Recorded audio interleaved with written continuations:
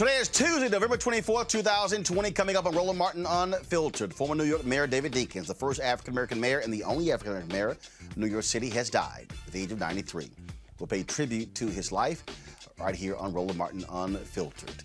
President-elect Joe Biden reveals his cabinet picks. Some of them will break down what it tells us about his administration. North Carolina's first black female Supreme Court justice may lose her seat. She's down by 400 votes. A recount is underway. 24 organizations sent a letter to Biden urging him to select Congresswoman Marsha Fudge of Ohio as the first black woman to lead and the first woman to lead the Agriculture Department.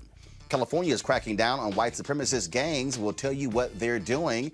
Colin Kaepernick makes it clear he still wants a job in the NFL. And in our Black Business segment, we'll talk about, first of all, we'll get advice on how to grow your business. Plus, today's crazy-ass white person shows just how Trumpers are losing it when it comes to this election. And also, Dave Chappelle says, do not watch the Chappelle Show on various streaming services. I'll explain. It's time to bring the funk on Roland Martin Unfiltered. Let's go. He's got it. Whatever the miss, he's on it. Whatever it is, he's got the scoop, the fact, the find. And when it breaks, he's right on time and it's rolling. Best believe he's knowing. Putting it down from sports to news to politics. With entertainment just for kicks, he's rolling.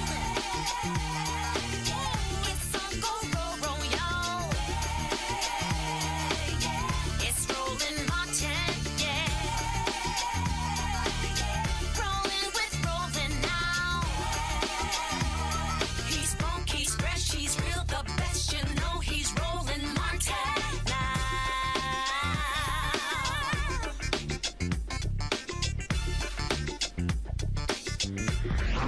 Martin! All right, folks. The Pennsylvania Secretary of State has certified the results of the 2020 election today, despite pushback from Donald Trump and his allies. President-elect Joe Biden also, of course, has been certified there in Pennsylvania. Trump folks can still yell, scream, holler if they want to. The reality is the election is over. Trump also has made it clear. And we also now know that the Biden transition team, have been in contact with all federal agencies in the Trump administration to make a peaceful transition. Joe Biden has been moving forward with his cabinet picks. Today, he nominated a variety of national security folks to lead, including the first woman to lead the intelligence community and the first Latino to run the Department of Homeland Security. John Kerry has accepted the appointment as the U.S.'s first ever climate czar. The president-elect's cabinet appears to reflect the diversity of the country they'll serve, unlike the previous administration. Now, one of the folks who also spoke today, she, of course, is the choice for the ambassador to the United Nations. Watch. Mr. President-elect, I've often heard you say how all politics is personal, and that's how you build relationships of trust and bridge disagreements and find common ground. And in my 35 years in the Foreign Service across 4 continents, I put a Cajun spin on it. I called it gumbo diplomacy. Wherever I was posted around the world, I'd invite people of different backgrounds and beliefs to help me make a roux and chop onions for the Holy Trinity and make homemade gumbo. It was my way of breaking down barriers, connecting with people, and starting to see each other on a human level. A bit of lagniappe is what we say in Louisiana. That's the charge in front of us today. The challenges we face, a global pandemic, the global economy, the global climate change crisis, mass migration and extreme poverty, social justice, are unrelenting and interconnected, but they're not unresolvable if America is leading the way. All right, folks. Again, that is right there with Linda Thomas Greenfield, of course, the choice to be ambassador to the United Nations. She will be the second African-American woman to serve in that capacity. Susan Rice served in that capacity under President Barack Obama. As I said, there's cooperation taking place between the administration and the new one coming in. So thank goodness Trump has finally stopped fighting that. Killa Bethea joins us right now, communication strategist. Dr. Julian Malveaux, economist, President Emerita, Bennett College. Michael Brown, former Vice Chair, DNC Finance Committee. Folks, I want to talk about these picks here, but in addition, I want to talk about the push for Congressman Marcia Fudge to be the head of the Agriculture Department. Now, Dr. Julian Malveaux, there are people out there who might say, okay, a black woman leading the Agriculture Department. Well, folks don't realize the Agriculture Department is not about farms. It is far more extensive. It speaks to the federal food programs and so many other things. In fact, the USDA has one of the largest banks run by the federal government. So folks have to understand this is a very significant position that could very well impact African Americans. Absolutely.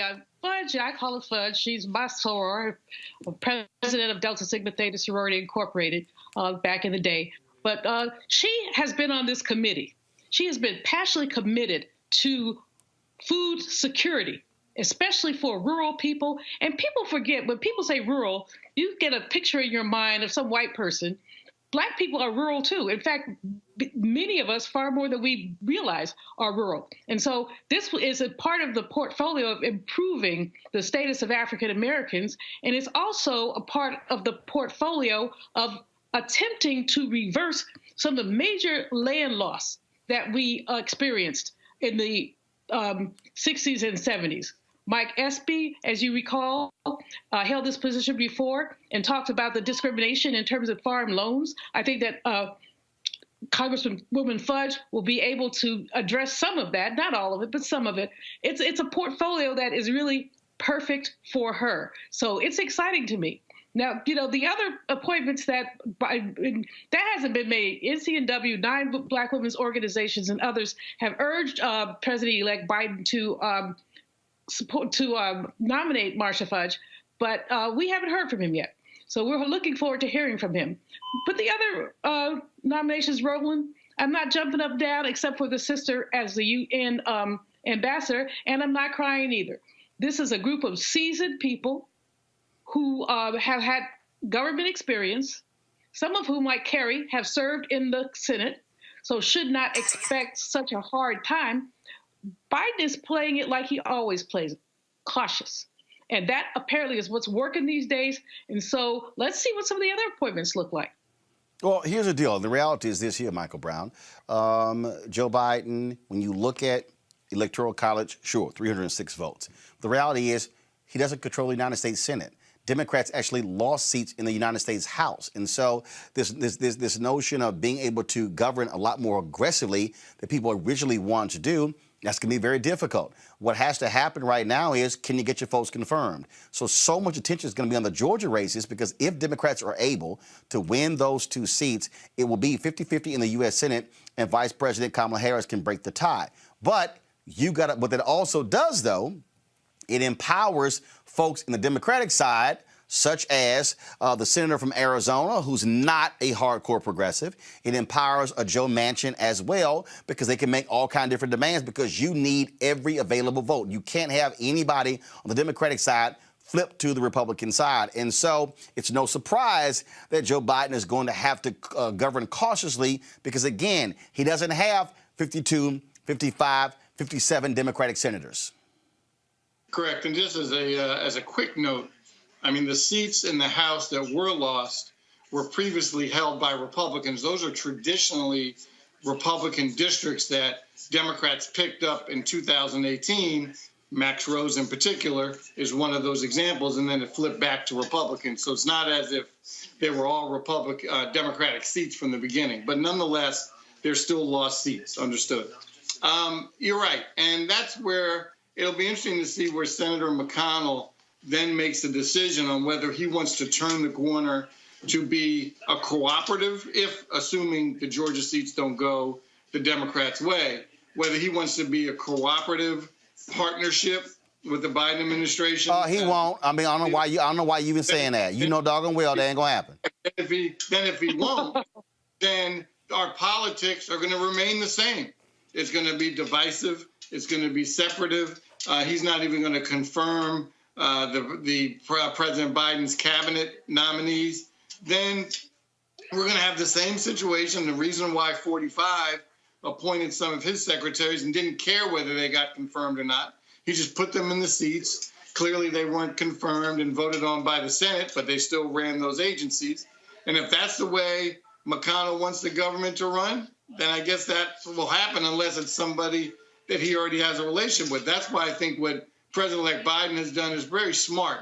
Some of the people have already been confirmed by a Republican Senate, and so they already actually know who these people are and that they can get the votes, again, whether that happens or not. And I think that's one of the reasons, frankly, why Ambassador Rice wasn't included in this first wave of folks related to foreign policy and national security, because there are some folks that didn't think she could get confirmed.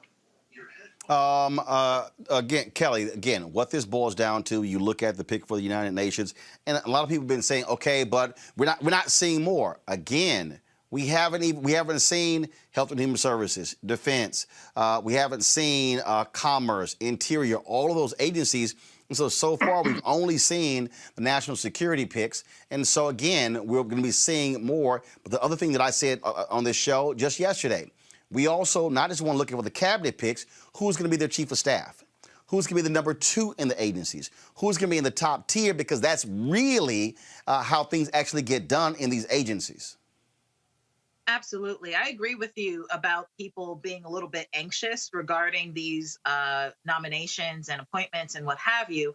But again, we have to keep in mind that these positions are going to be 4 years long, hopefully even 8. And a lot of the time, these people do not stay there the entire term of the president. It happens such that you might have rotating. Some people may move on. Some people may resign, what have you. So there is always an opportunity for more inclusion, for more diversity in these picks. So I'm not necessarily worried about Biden's lack of diverse initiative on his cabinet. I'm just looking for the most qualified people to be on his cabinet, because we've just spent 4 years with people at the head of these agencies, pretty much every single agency in federal government, who have not been qualified in the least bit to run them. So we need people in there who are not only qualified, but understand what's going on, who can make a quick diagnosis of what's going on, what's wrong with the organizations as is, and who are able to step in now and get things done the way that the federal government is supposed to function. So we're sitting here watching all of this, but again, these various black groups are pushing Congresswoman Marcia Fudge. This is critically important here.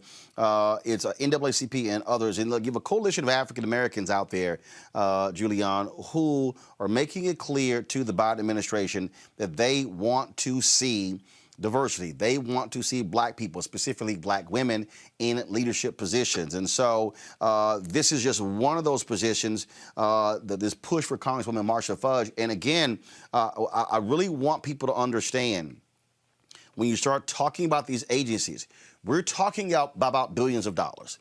What happens, Julian, which I think is a huge mistake, a lot of people who don't understand how the sausage is being made. They think in terms of, well, you got the White House and, okay, whatever Joe Biden says. No, but the reality is, inside of these agencies, when they are directing resources, then they are directing how dollars are being spent. They're directing various programs. That's crucial. The folks at Vanity Fair did a huge story during the Trump administration, probably in the first couple of years, how so many things, how vital the USDA is. We're talking about the impact on black farmers. We're talking about SNAP program. We're talking about the food program. So again, people should be really thinking a lot broader and understanding the role that these federal agencies play and the impact on folks, not just in rural America, but even in inner city America. Absolutely, Roland. The secretaries of the various departments have billions of dollars, really, of discretionary spending. It doesn't have to go through an RFP. It doesn't have to be vetted. They can give someone a sole source contract if they want to for some critical need that they may not have time to put through an RFP. So that's important. It's also important to understand when you look at school lunches and things like that. Remember when, what was his name? Ronald Reagan said ketchup was a vegetable.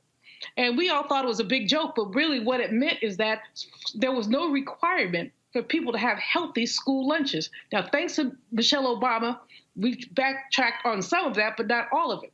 So then if folks did, we don't teach civics anymore. And since we don't teach civics anymore, people do think that President-elect Biden will be something like a czar. But that's just not the case. The case is the department picks are critical. I think today the primary focus was on international affairs, affairs of state. I'm very anxiously awaiting who will be chosen for Secretary of Education. I'm very anxiously awaiting HUD, and we don't have to have HUD. Ben Carson didn't do anything with HUD, but that's traditionally where dollars have come to inner city communities. But Roland, you make a very good point. The resources of the Department of Agriculture are exponentially larger than the resources of HUD. Let me be real clear, Michael. I don't want HUD. Here's why. Because HUD traditionally was the black position. Let me tell you what I want. I want the position your dad served in, commerce. I want. Yep. I mean, look. I want to go where I want to go where the money is. Okay, I want to go where the money is. Granted, there's money in all agencies. But what I'm saying is, I'm looking at, guess what? Health and Human Services. Because you know what's going to happen? There's going to be billions being spent on COVID-19. Okay, we're talking about contracts.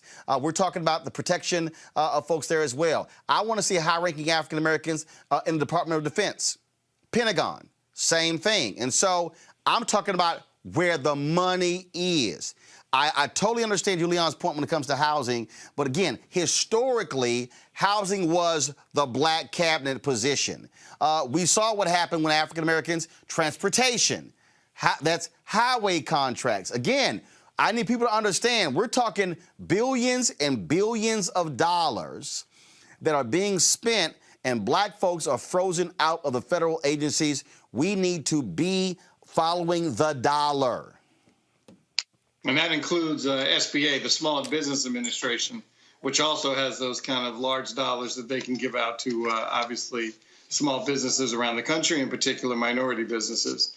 MBDA, the Minority Business Development Administration, which is under the Department of Commerce, also has its own little niche in commerce and has its own budget to also help small minority businesses. So you're right, Roland, there are so many opportunities relative to these large contracts. And that's where I think it was one of the things that was disappointing about the Obama administration is not making sure that before he left, that he said to, I'm just using Lockheed Martin as an example, Lockheed, here's your new partner.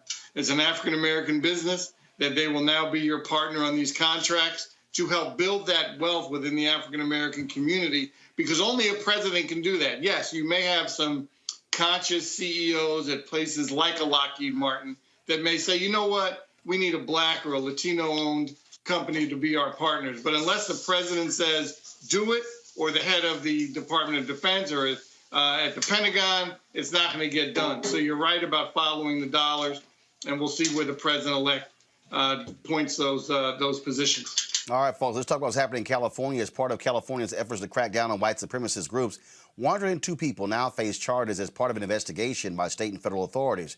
According to ABC 30, the investigation, dubbed Operation Lucky Charm, initially targeted both the Fresno-based street gang, the Fresnex, and the prison-based Aryan Brotherhood. Authorities on both the federal and local level took part in the 11-month investigation, with the primary focus being on cutting off lines of distribution for drugs and guns. $136,000 in cash, 90 pounds of meth, 47 guns, and 6 pounds of heroin were confiscated by authorities. This is a huge issue, Kelly, because, of course, the FBI has talked about at the greatest threat to the country, white domestic terrorists, ignored in many ways by the Donald Trump administration, now is going to get a serious look by the Biden administration. I expect a totally different different DOJ and FBI effort when it comes to white supremacists. I do too, because it has been blatantly obvious, certainly in the last 4 years, that white domestic terrorism is a real threat to national security. And by the list of things that they had, that the federal government seized from these respective organizations, just two of them or one of them, I couldn't hear all of it. But just by the few that you mentioned, that's a lot of contraband. That is a lot of potential violence that could have been on the street as a result of that contraband. And it feels like, at least now, that white terrorist organizations aren't held accountable just because they're white. They are the ones who are on this land now, not ISIS, not Al-Qaeda, not the Taliban. Them, Aryan, neo-Nazi, Ku Klux Klan, all of them. They're here in this country, maybe next door to you, some of their members. And no one really takes that into consideration when you're talking about threats to national security. So it is definitely my hope that the Biden administration and administrations after really take a hard look at what's going on in this country regarding those organizations and put an end to the terrorism, because that's exactly what it is. Well, this is why it matters, Michael, who is going to be in, who is president, because that sets the policies when it comes to the Department of Justice.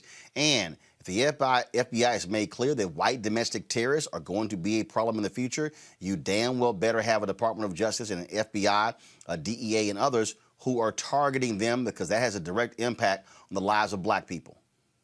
Absolutely, and Attorney Generals Barr and Sessions mostly ignored those reports about what white supremacist groups and racist groups like the Ku Klux Klan, as Kelly mentioned, she did the whole list, and they just totally ignored it. The Justice Department didn't do anything, no sanctions, no investigations, nothing, even though the FBI wanted to do more work related to them, but they weren't not allowed. So now, hopefully, this new Justice Department will say, you know what, we are going to take a stronger look, because they're the ones causing the havoc. They're the ones causing the confusion. They're the ones causing the chaos. And so hopefully we'll have a Justice Department that'll come down on these white supremacist groups.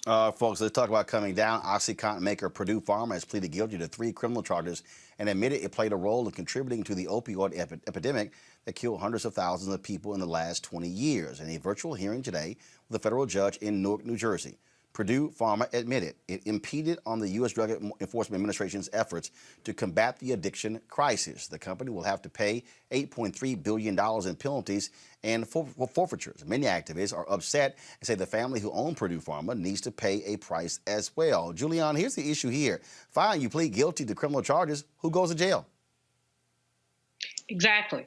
And that's often the case when you're dealing with corporate America. They're corporate because they want to separate the entity from themselves. But someone should go to jail. When we look at the epidemic that has swarmed through our country with the oxy addiction, there should be penalties. There should be consequences. And so activists are right. And pharma is wrong. At 8.3 billion, that's not enough.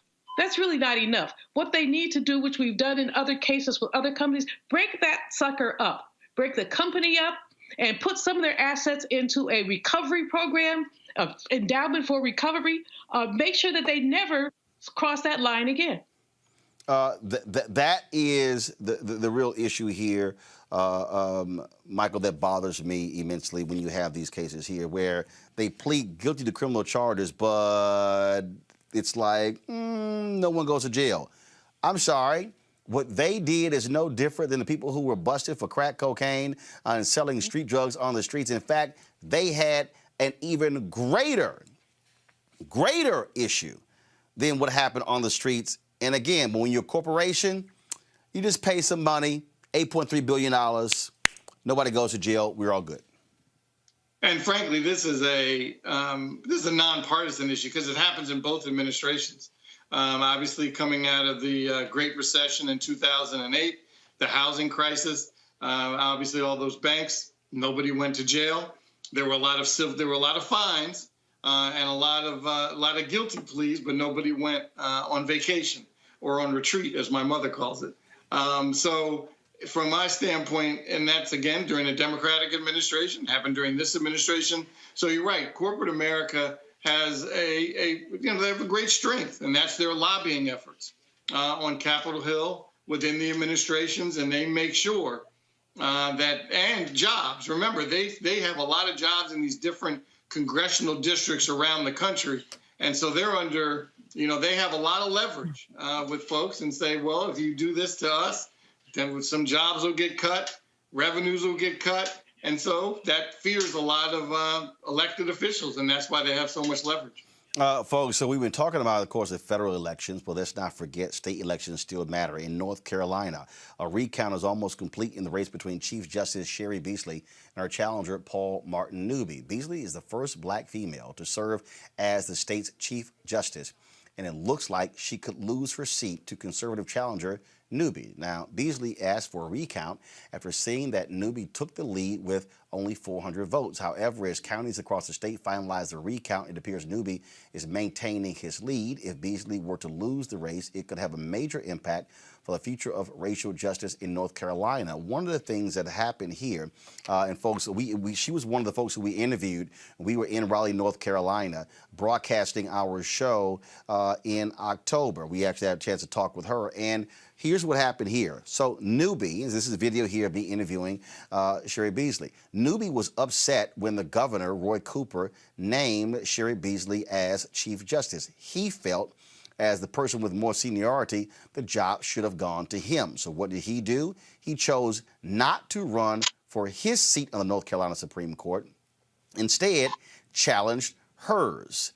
Now you see he's leading by 400 votes. Now, Democrats were on their way to having a 6-1 majority on the Supreme Court, but because of the surge of Trump voters in North Carolina, that really was reduced. Now, if Beasley loses, Kelly, Democrats will only have a 4-3 majority on the North Carolina Supreme Court.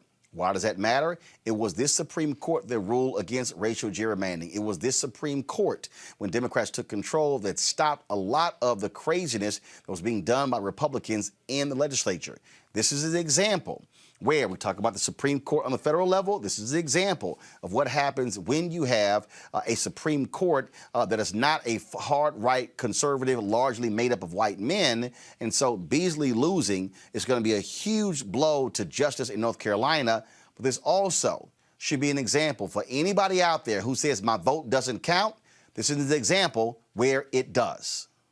That's exactly what I was going to say regarding local elections and state election. Your vote matters up and down the ballot, from the top being president to the bottom being whoever your clerk is. You need to vote because it matters. And stories like this is why it matters. We have a problem in North Carolina regarding racial injustice, especially when it comes to case law and court issues. Of course, that's nationwide, but it's glaring in North Carolina. And it was evident even in this election, because North Carolina was relatively close to turning blue this year. And it wasn't because of Trump supporters and the like, but also because people still don't understand the power of their vote. If your vote was not powerful, Republicans would not be so adamant and so driven and so motivated to take it away.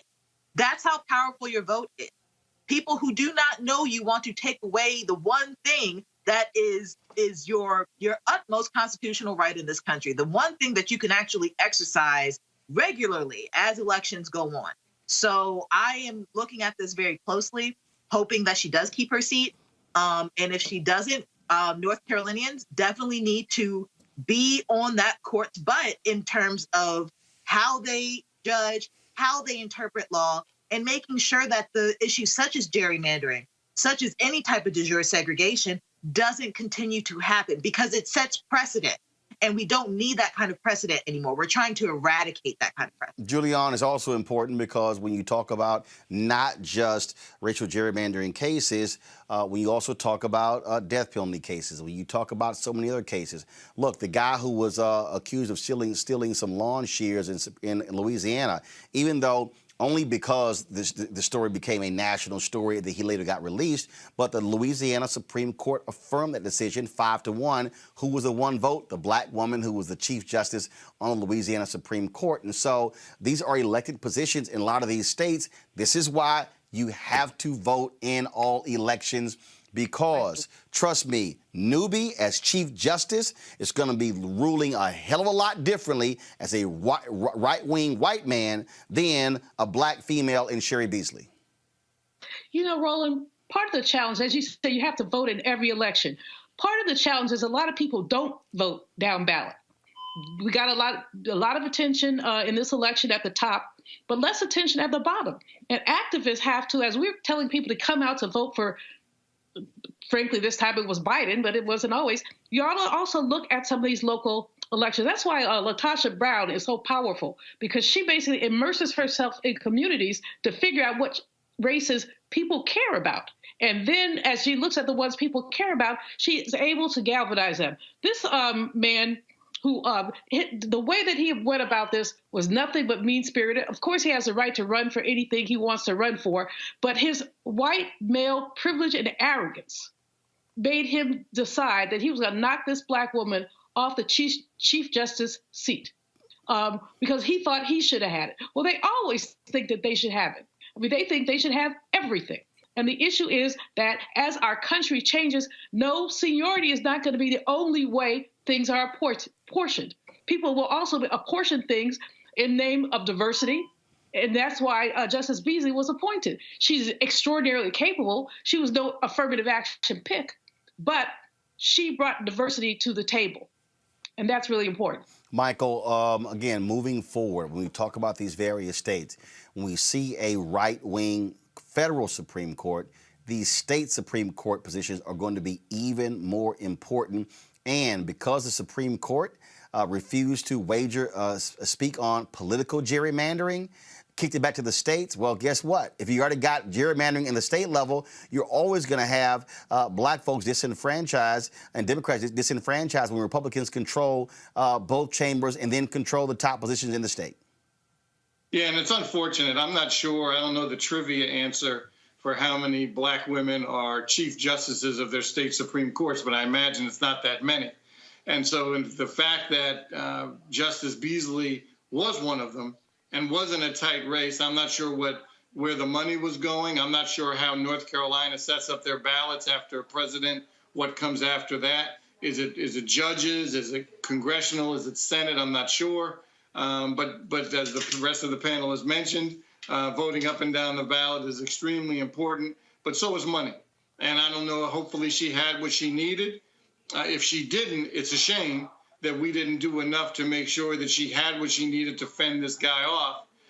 So that's, but also elections have consequences. Obviously, Governor Cooper is a Democrat, so he, in his purview, said, I'm going to appoint somebody who leans a little more left. He did that. Obviously, this gentleman made his decision to go run against her. We should have made sure she had everything she needed to fend him off. Hopefully, after a recount, things will change. And all we can do is cross our fingers and hope. But whenever there's a black woman that's a chief justice of any state Supreme Court, we should do whatever it takes to make sure they stay elected. Absolutely. All right, folks, got to go to commercial break. When we come back, Colin Kaepernick. Oh, don't think for a second that he does not want to play in the NFL. We'll talk about that next on Roland Martin Unfiltered. Plus, we also have our Black Business segment, Crazy White People, and we pay tribute to the late New York City Mayor David Dinkins. All of that next on Roland Martin Unfiltered. To develop a conscience in which you know that voting and participating is a part of the price you pay for the gift of life that you have received from the universe. That's part of the gift. We told them the smear ads were coming, and that's exactly what happened. You would think that Kelly Loeffler might have something good to say about herself if she really wants to represent Georgia. Instead, she's trying to scare people by taking things I've said out of context from over 25 years of being a pastor. But I think Georgians will see her ads for what they are. Don't you? I'm Raphael Warnock, and we approve this message. I'm John Ossoff, and the path to recovery is clear. First, we listen to medical experts to control this virus. Then we shore up our economy with stronger support for small businesses and tax relief for working families. And it's time for a historic infrastructure plan to get people back to work and invest in our future.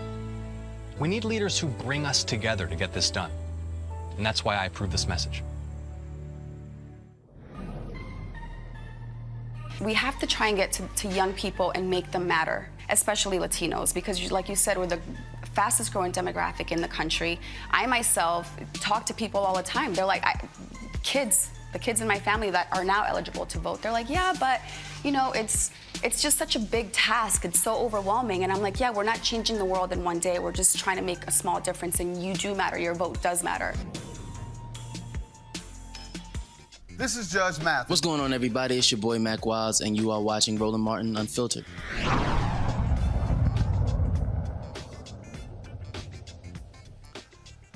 Well, the Cincinnati Bengals lost their top pick, Joe Burrow, to a just horrifying knee injury on Sunday. Many folks said, Bengals, you might want to call this guy. Colin Kaepernick hasn't played in the NFL since 2016.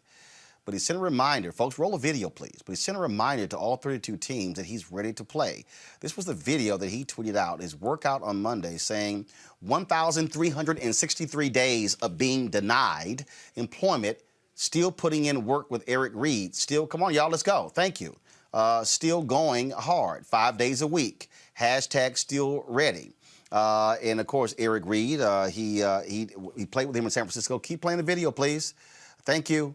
He played with him in San Francisco. Reed later went on to play for the Carolina Panthers when he was released. No team has picked him up, even though he had, frankly, a career year. Some say that's because he had joined Colin Kaepernick in being very aggressive and criticizing the NFL. Joining me now to talk about this is Jamal Murphy, executive producer and co-host of Roten on Sports podcast. Jamal, glad to have you here. You do the podcast with Bill Roten. Look, I think it's abundantly clear. The NFL, we have seen some sorry quarterbacks sign in the NFL, backup quarterbacks who have no business playing. You look at what you saw out of Dallas when they lost Dak Prescott. Then, of course, they lost the backup quarterback as well, Andy Dalton, to a concussion. They put a guy in who couldn't even throw the ball downfield. I mean, the NFL is full of crap. What people have to understand is this is the 32 owners. They are the ones who run the NFL. They control the NFL. And the reality is, look, you can hang it up. Colin Kaepernick, unless a miracle happens, will never see an NFL football again.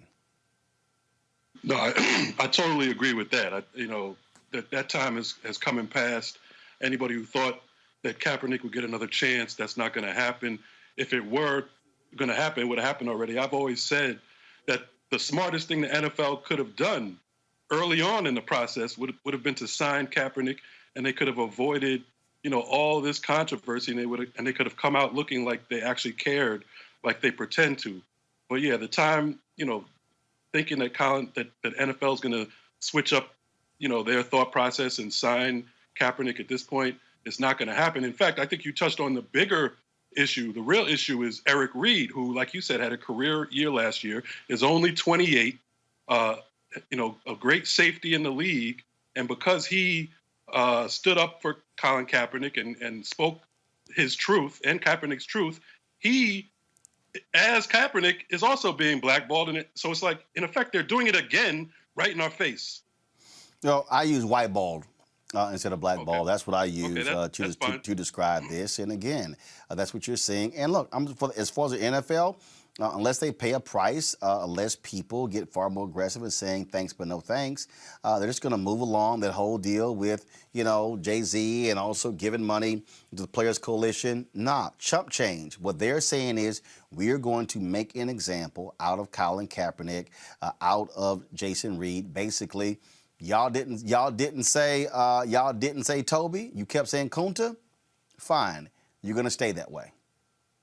Yeah, I mean, that's exactly it. But I do appreciate what Kaepernick is doing because I think he knows this also. He knows that he has basically no chance of any NFL team really signing him, but he is keeping the issue alive.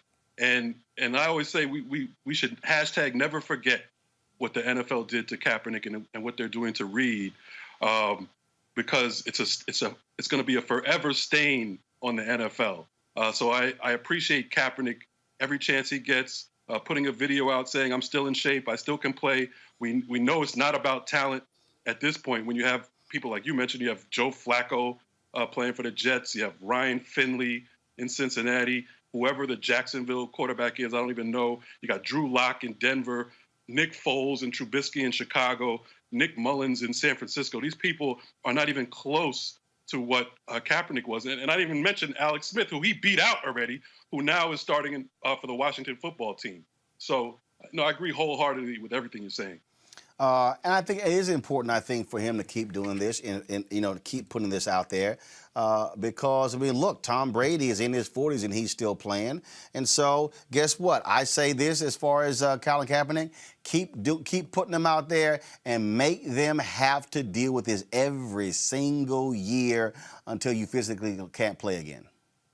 Yeah, maybe even beyond that. Maybe even make a mockery of them, even when you're in your late 40s. Keep doing it because, I just commend them for consistently embarrassing the league because it's worth embarrassment.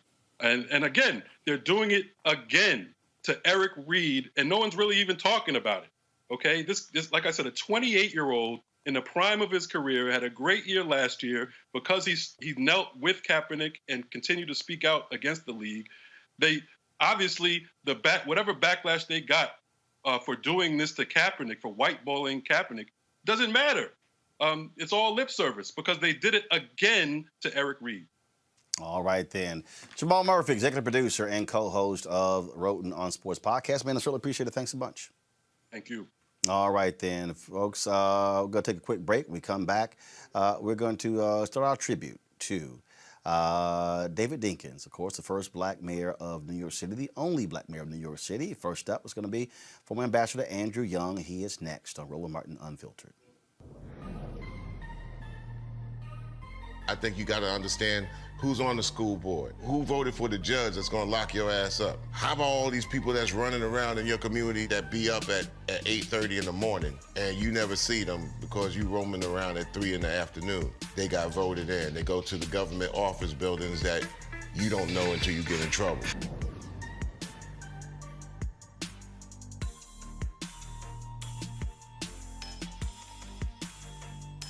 I'm Chrisette Michelle, and you're watching Roland Martin Unfiltered. Stay woke.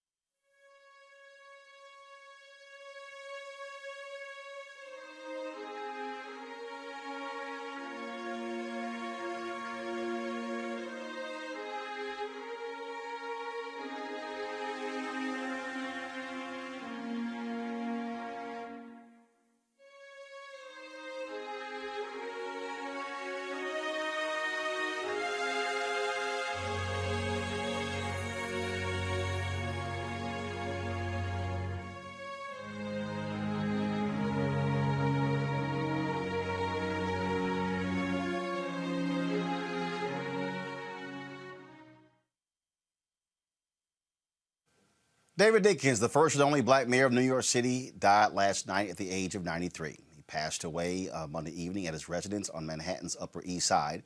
During his tenure, he spoke frequently of what he called New York's gorgeous mosaic of racial, ethnic, and religious diversity. He championed economic equality and education for people of color and offered the city a calming alternative to the leadership of Ed Koch, whose tenure in office was often marked by strained race relations. He's being remembered by a number of elected officials, celebrities, and friends. Here's Reverend Al Sharpton.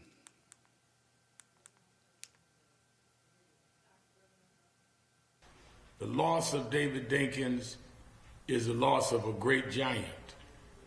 As mayor of this city, it was David Dinkins that advocated community policing and safe cities, safe streets.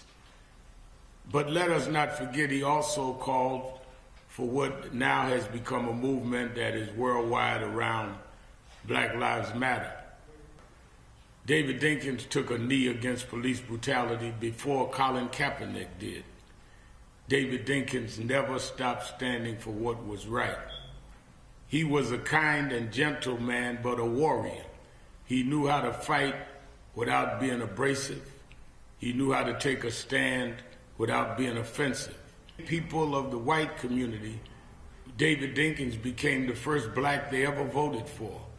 Dave Dinkins was the road that ultimately led to the election of Barack Obama. There was David Dinkins talking about the gorgeous mosaic that made many of us understand when Obama said, yes, we can, because we had done it in New York under David Dinkins. I think that this city will always be indebted to him and this nation, and certainly this community. He represented the best of us. In a moment, we'll speak with Ambassador Andrew Young. Michael Brown, I want to go to you first. Of course, your father knew David Dinkins for a very long time, so did your family. Just your thoughts on who he was and his legacy that he leaves us. Well, first of all, I don't know if it'll work, but one of my favorite pictures is in my sister's book. I know you can't really see it. It's a picture of my sister's book being The Life and Times of Ron Brown. Hold on, actually, hold up again. We'll do this right. Let me coach this Omega through it. Now go to the page where there's a photo, because you know David Dinkins was an alpha. I just want to let you know that. I know you was. I'm aware of the mistake he's made. That was yeah. Anyway, this is during the picture section. It's there it is. It's my father, Mayor Dinkins, and Governor Cuomo. That's when my father announced that the Democratic National Convention would be in New York City. And it was obviously a big win for David Dinkins and Governor Cuomo at the time. And not only was my father close with Mayor Dinkins, but so was my grandfather. As you know, my grandfather ran the Hotel Teresa in New York. And David Dinkins was a frequent visitor as a young man, as Charlie Rangel was. There's Charlie Rangel, Percy Sutton, David Dinkins, who all were kind of running Manhattan, in particular, Upper Manhattan in Harlem at the time, in the businesses and political power. And he is just a pillar, an incredible man, a great tennis player. At least he thought he was a great tennis player. Obviously dressed impeccably, but really cared about, as Marion Barry called, the least, the last, and the lost. He beat Giuliani that first time. Obviously, Giuliani came back and beat him. But he was a pillar in New York and national life, and he will be sorely missed. And Godspeed to his wonderful family. Julian Malveaux, when you start thinking about that period of black mayors in the 70s, early 80s, and then we go to the next generation, the Harold Washington and David Dinkins, Chicago and New York City, that really meant a whole lot to black politicians going to the next level, if you will. Absolutely. David Dinkins, as Michael said, he was a gentleman. He was a gentleman. He was amazing. I happened to have the privilege of watching a couple of tennis matches with him because, I don't know whether he thought he was a great player, but he was tennis's greatest fans. He was definitely on the board of USTA. Yeah, stop. Hey, that man could play some tennis. I said, I don't know. What I said is, I don't know. But I know that he was a great fan. And just a really great guy. His legacy also, I think, as Brother Sharpton said, it the glorious mosaic, because people used to always talk about a melting pot. Well, who wants to melt? You know, the melting pot assumed the obliteration of your culture.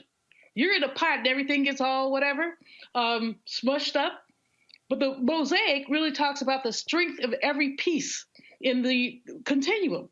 Or like some people use a metaphor of a salad with all the different ingredients in a salad. But the glorious mosaic is just a beautiful way to talk about our differences. And I think he really captured that. To be the mayor of New York City, our nation's biggest city, that's quite an accomplishment. And the fact that he beat Giuliani was quite an accomplishment also. As you said, he came back, Giuliani came back, but he's getting his just desserts these days. You expect Giuliani to come back, but, you know, like roaches, come back.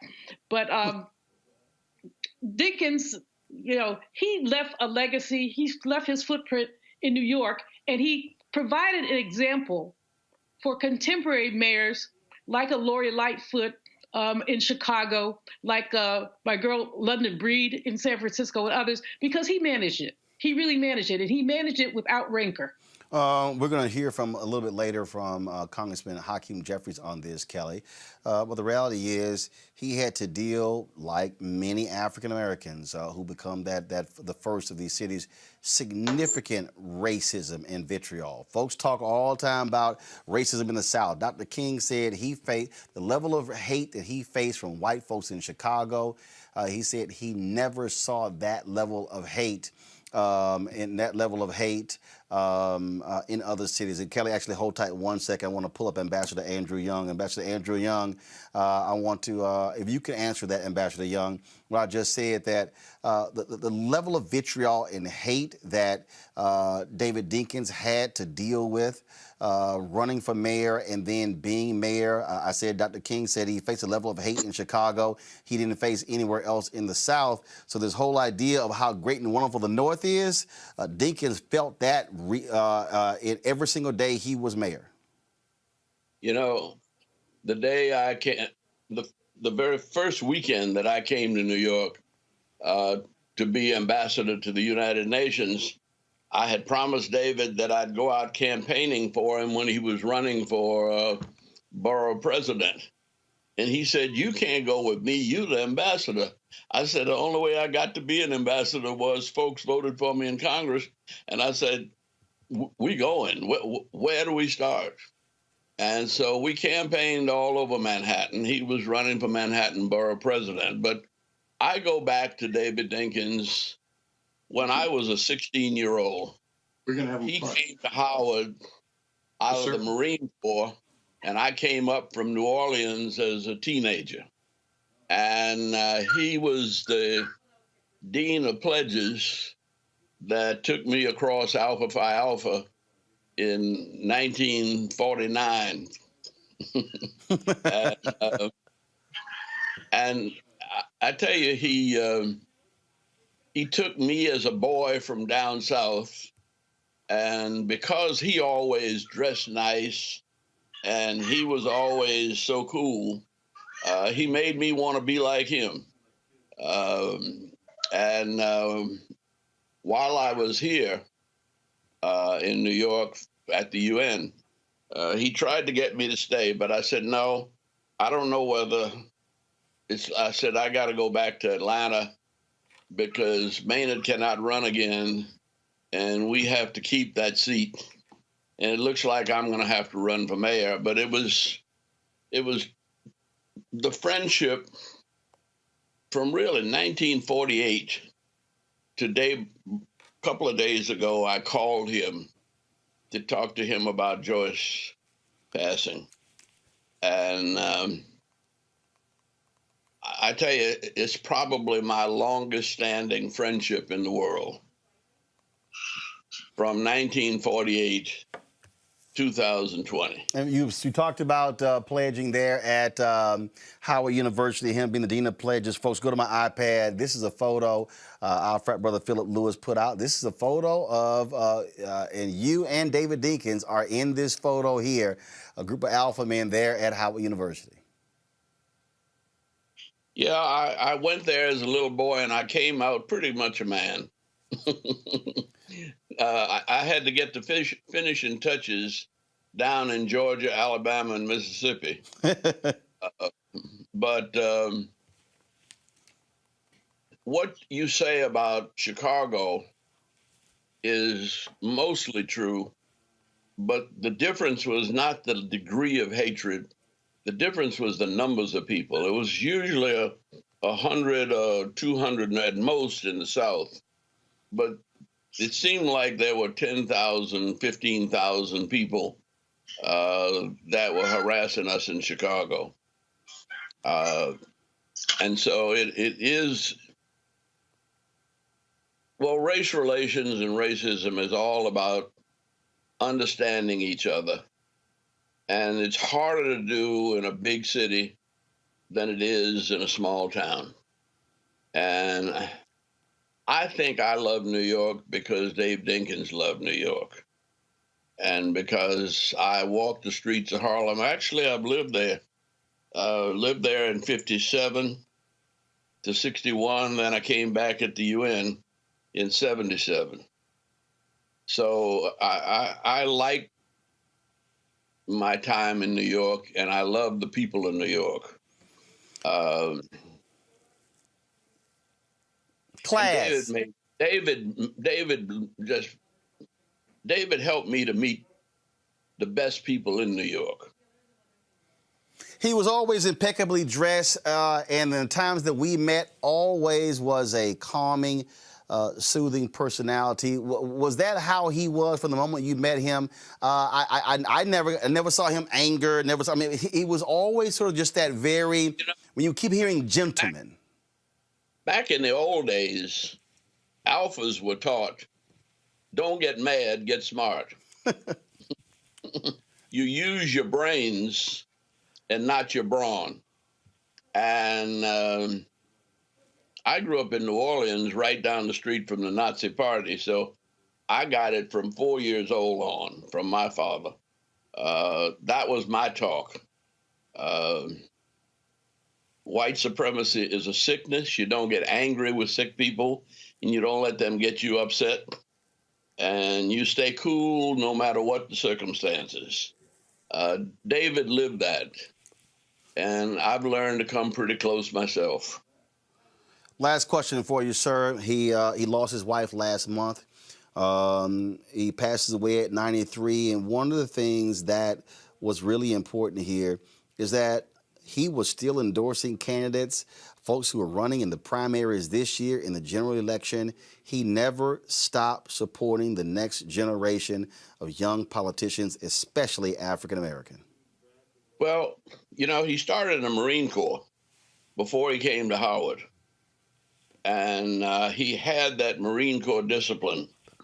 And when Joyce hit the campus, I think my second year, and David took one look at her, and he grabbed her, and he never let her go for the next 75 years almost. David Dinkins. Beautiful, loving relationship, a great family, but the whole world was his family. Ambassador Andrew Young, it's always a pleasure, sir, to have you here in Roland Martin Unfiltered. God bless you. Thank you very much, my frat brother. Thank you very much. Folks, David Dinkins sat down for an interview for a project that Camille Cosby led called the Visionary Project. And this is what he said in that interview about his biggest regret. Listen to this. I wish that in Crown Heights, for instance, there came a time when I assembled the police commissioner and the high command. I said, look, whatever you guys are doing, it ain't working. And you must, and like that. Now, I am different than Rudolph Giuliani. I never figured I was the police commissioner. It's not my job to tell them whether to use 9mm weapons or not, which is a whole controversy around that, I might add. But it is my job when things aren't working to tell them that they're not. And so I wish I had told them that sooner. Then there's another thing for which I'm blamed by many is the Korean boycott of the Red Apple store. And here was a controversy between a Korean grocer and an African-American customer. And the boycott went on for a period of time. There was went on too long, certainly. And there were lines, picket lines outside, moved closer than they should have been. The court ruled that they should be back at a greater distance, but we appealed that. And pending the appeal, this was not in place. Some people said I permitted it in violation of the law, which just isn't true. In and around the same time, there were two other similar instances elsewhere in the city, one in Queens and one in Brooklyn. Korean merchant, African-American customer, and they got resolved in like a day and a half by the same people working for me who were working on the Brooklyn thing. But the Brooklyn thing never got solved because Sonny Carson and 2 or 3 other people did not want it to end. And they can, every time we were pretty close to resolution, it would blow up all over again. So I wish we had ended that sooner, but we did bring about a conclusion ultimately. Folks, that was David Dinkins talking about one of his biggest regrets when he served as mayor of the city of New York. Kelly, your thoughts about David Dinkins and his legacy? Just echoing the sentiments of everyone on the panel and those who spoke previously, like Ambassador Young. He was a little bit before my time, not by much, but the fact that he really did pave the way for not only mayors of other major metropolitan cities, but politicians in general who are Black and wanting to make a change for this modern day America. You were talking about the racial tensions that he had to endure. It's because the mayor, right before he was elected, Ed Koch, I believe, he was incredibly racist, not only in his personal viewpoints, but in his policies. So he was already facing a steep uphill battle upon being elected as the first Black mayor of New York.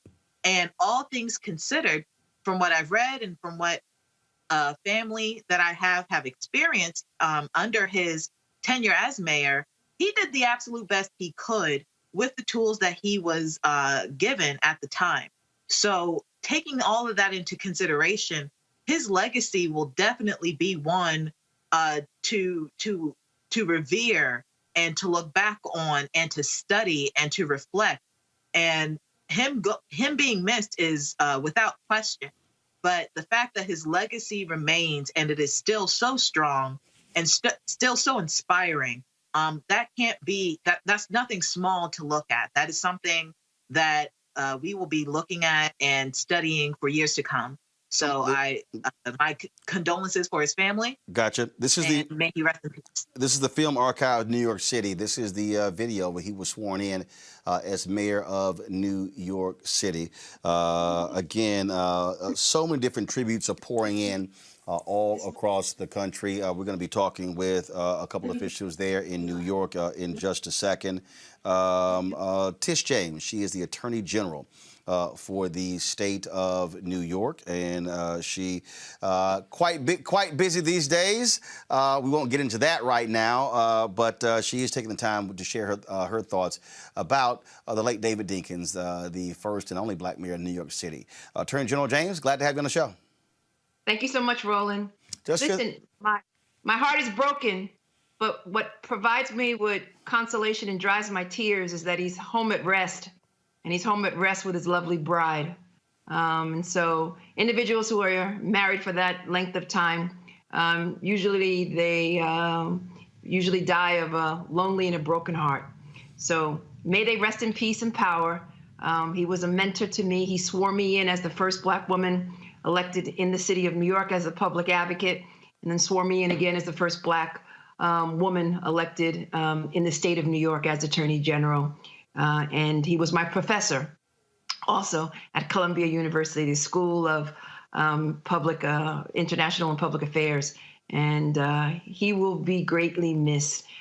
He led this city in its reduction of crime. He was an avid tennis player. He was from Harlem. He's one of the quote unquote Gang of Four.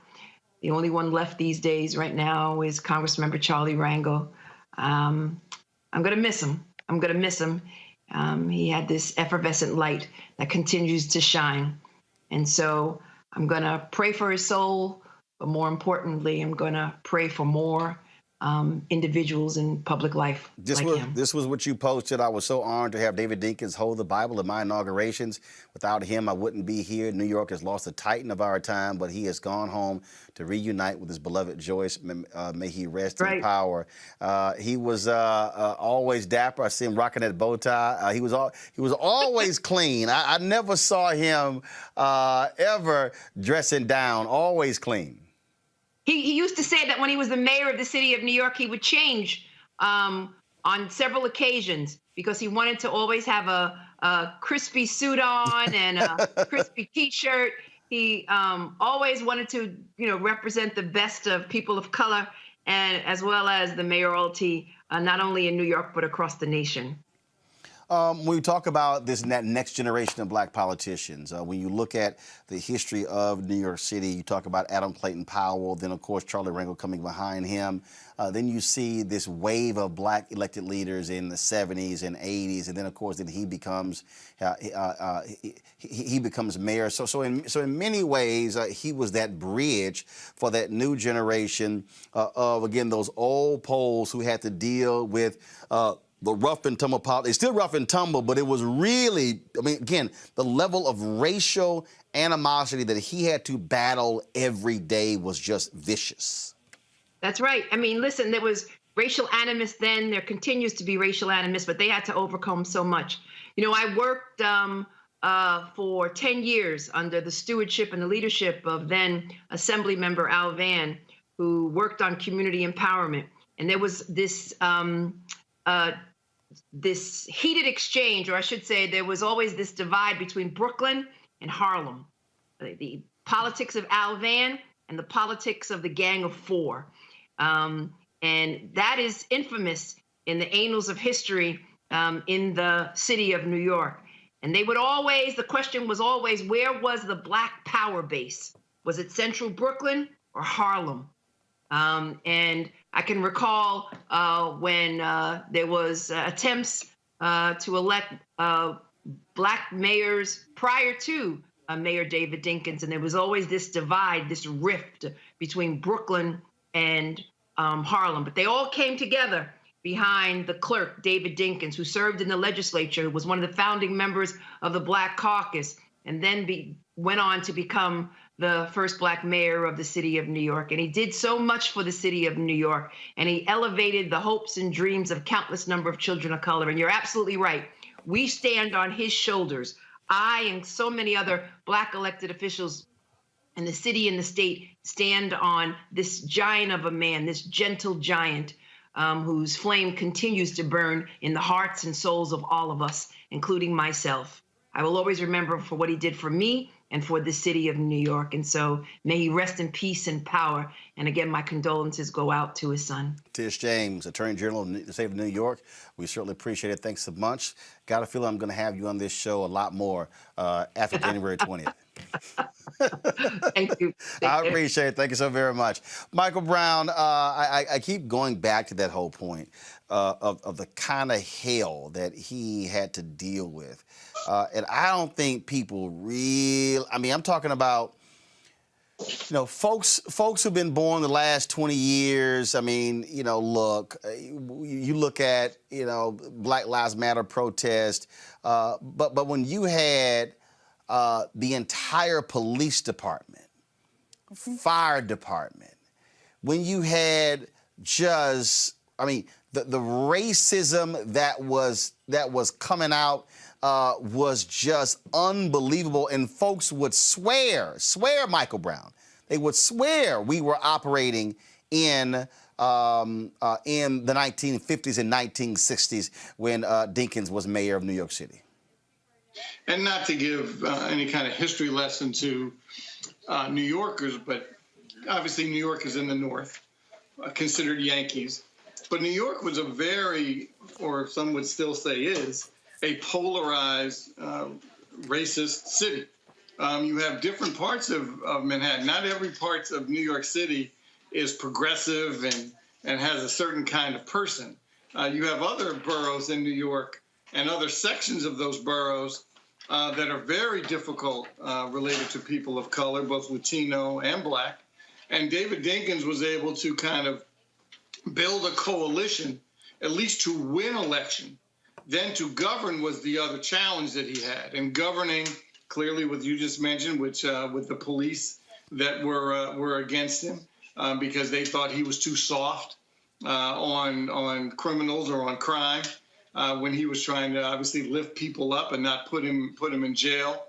And then on the other hand, and I don't want to call out any of those boroughs, but some of these boroughs are extremely, very racist, segregated places. There are some parts of some of these boroughs that you can go to and you won't see a person of color. And some parts and that's part of New York. That's what makes New York such a incredible melting pot. But it also is a melting pot for racism. And so keep that in mind. I know, again, New York is in the north and cosmopolitan, but there are parts of New York City that are a bit challenging if you're a person of color. And the fact that he was able to win election, couldn't win re-election, and it was tough to govern, he still got it accomplished. Assemblyman Mike Blake joins us right now. And Assemblyman Blake, glad to have you.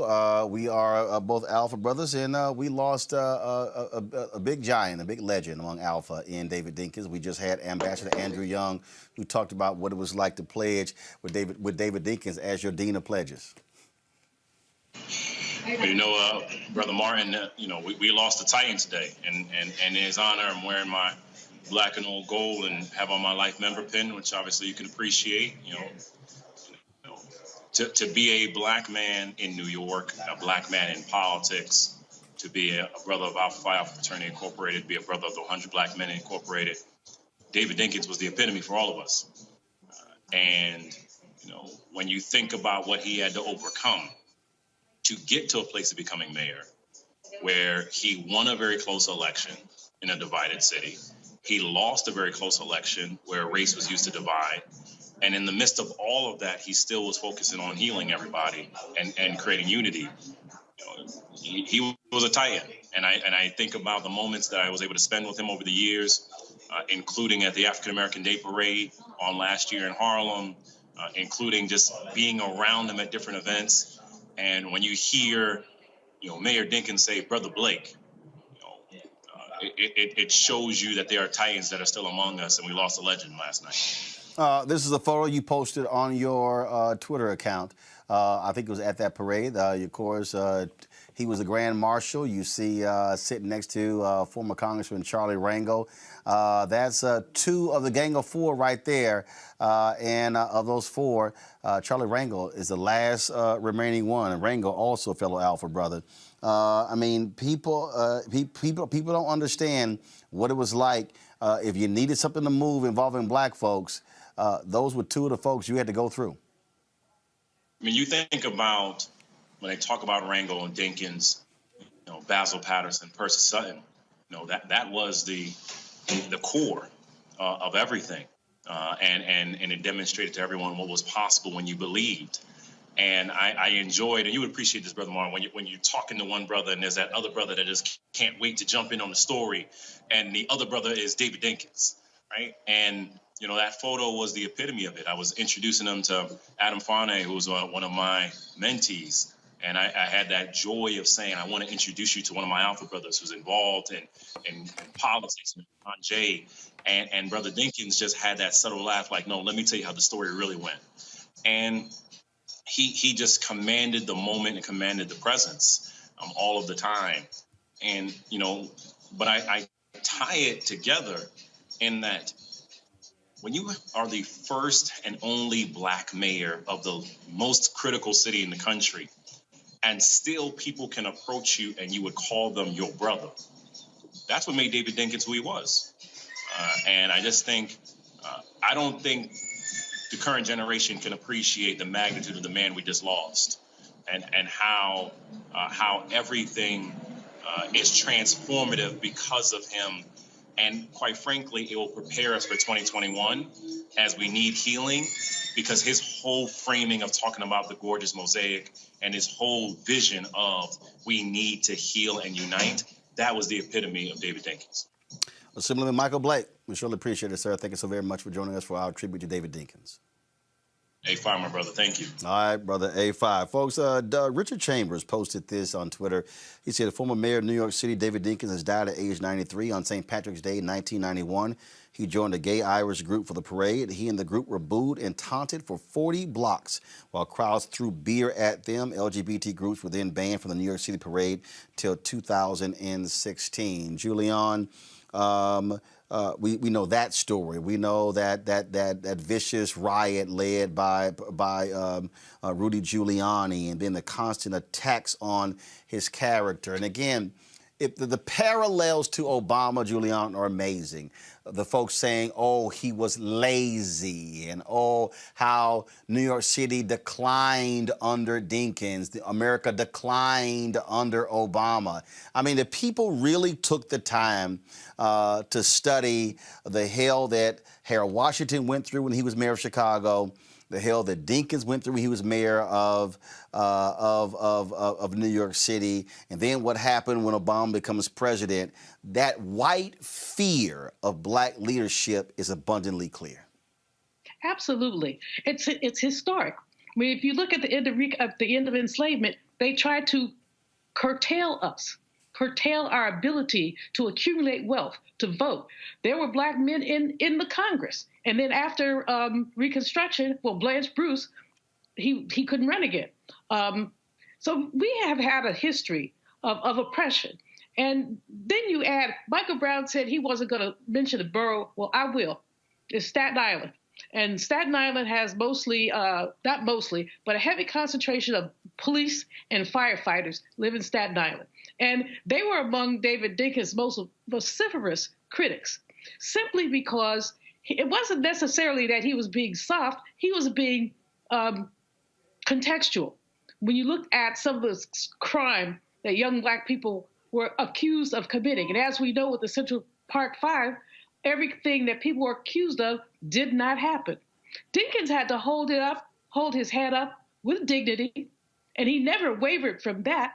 But I imagine it must have been very hard for him to hear some of the insults. I mean, I remember reading a piece of the New Yorker, and it was so gross that I won't even repeat it. But it was very demeaning. This is a man, again, of dignity. He's your mayor. And you have some idiot writing, just insults because he disagreed with him. So we have to give David Dinkins a lot of credit. I often think that the way that Harold Washington was treated was partially the outcome of his early death. And when we look at all of these other brothers who basically have to stand up, you look at Andy, at Ambassador Young. One of the things people said is, black folks can have the politics as long as white people keep the economics. Not. And Mayor Jack Maynard, who preceded him, was like Andy was. He didn't hit it to him like Maynard did because he pledged under David Dinkins and had the same kind of quiet dignity. Folks, joining us right now, someone who knew David Dinkins extremely well, a pioneer, a legend in his own right. We're joined by Reverend Jesse Jackson Sr. Reverend Jackson, always glad to have you on Roland Martin Unfiltered. Good to be with you, but not on this occasion. Share for our audience your thoughts, your memories of working with your brother. You can't call him an alpha brother because you're an omega. I always got to mess with you. But your brother, David Dinkins. David Dinkins was a part of a, hello? Yes, you're on the air. Go ahead. A gang of four. Percy Sutton, Basil Patterson, David Dinkins, Charlie Rango. The four of them in their early 30s decided to move into public politics. There's a brick, what they call Tammany Hall, big political machine in New York at that time. And blacks were very isolated based on the ethnic schemes that go on, people coming up from the South. At the end of the day, Charlie Rango became chair of Finance Committee, House and Ways Committee. Percy Sutton became board president. Dave Dinkins became mayor. And Dave Dinkins and Basil Patterson's son became the governor. The gang of four, they really operated as brothers. Not long ago, Joyce died, David's wife. I don't think he could take much after Joyce. They've been together almost 70 years. A genuine brother. When we first started talking about the Black Run president back in 72, way back then, David Dinkins and me, David and Basil and Percy Sutton, they had some calls, so somebody way back then, back when Shirley ran. And they were not really aware of it. They were about the meeting in Chicago. David said, well, we didn't know about it, but we got to catch up, make up a lost time.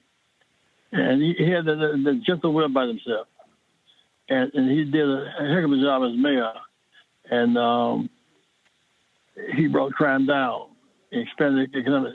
Giuliani lied on it, lied to the people. He was Staten Island sovereignty. He didn't do that. He didn't do a thing for Staten Island. But Giuliani was then who he is now. So Giuliani defeated David Dinkins, but he did by lying and scheming with no holds barred. But David Dinkins is a legend in our time. He was mayor at a period where Harold Washington was also, he actually followed Harold Washington in terms of becoming mayor. What did it mean for black people during that period of the 1980s to have a black mayor of Chicago and a black mayor of New York City? Here's enough. In 1982, we were doing a boycott in Chicago. Summer of 83, I guess it was. And we asked Harold, please run. Harold said, I don't want to run. I'm a Congress. I like my job in Congress and all that. Harold, you have to run. So we called the Chicago Fest boycott. And to call the boycott, we broke down to several groupings. My job was to get the entertainers not to cross our picket line.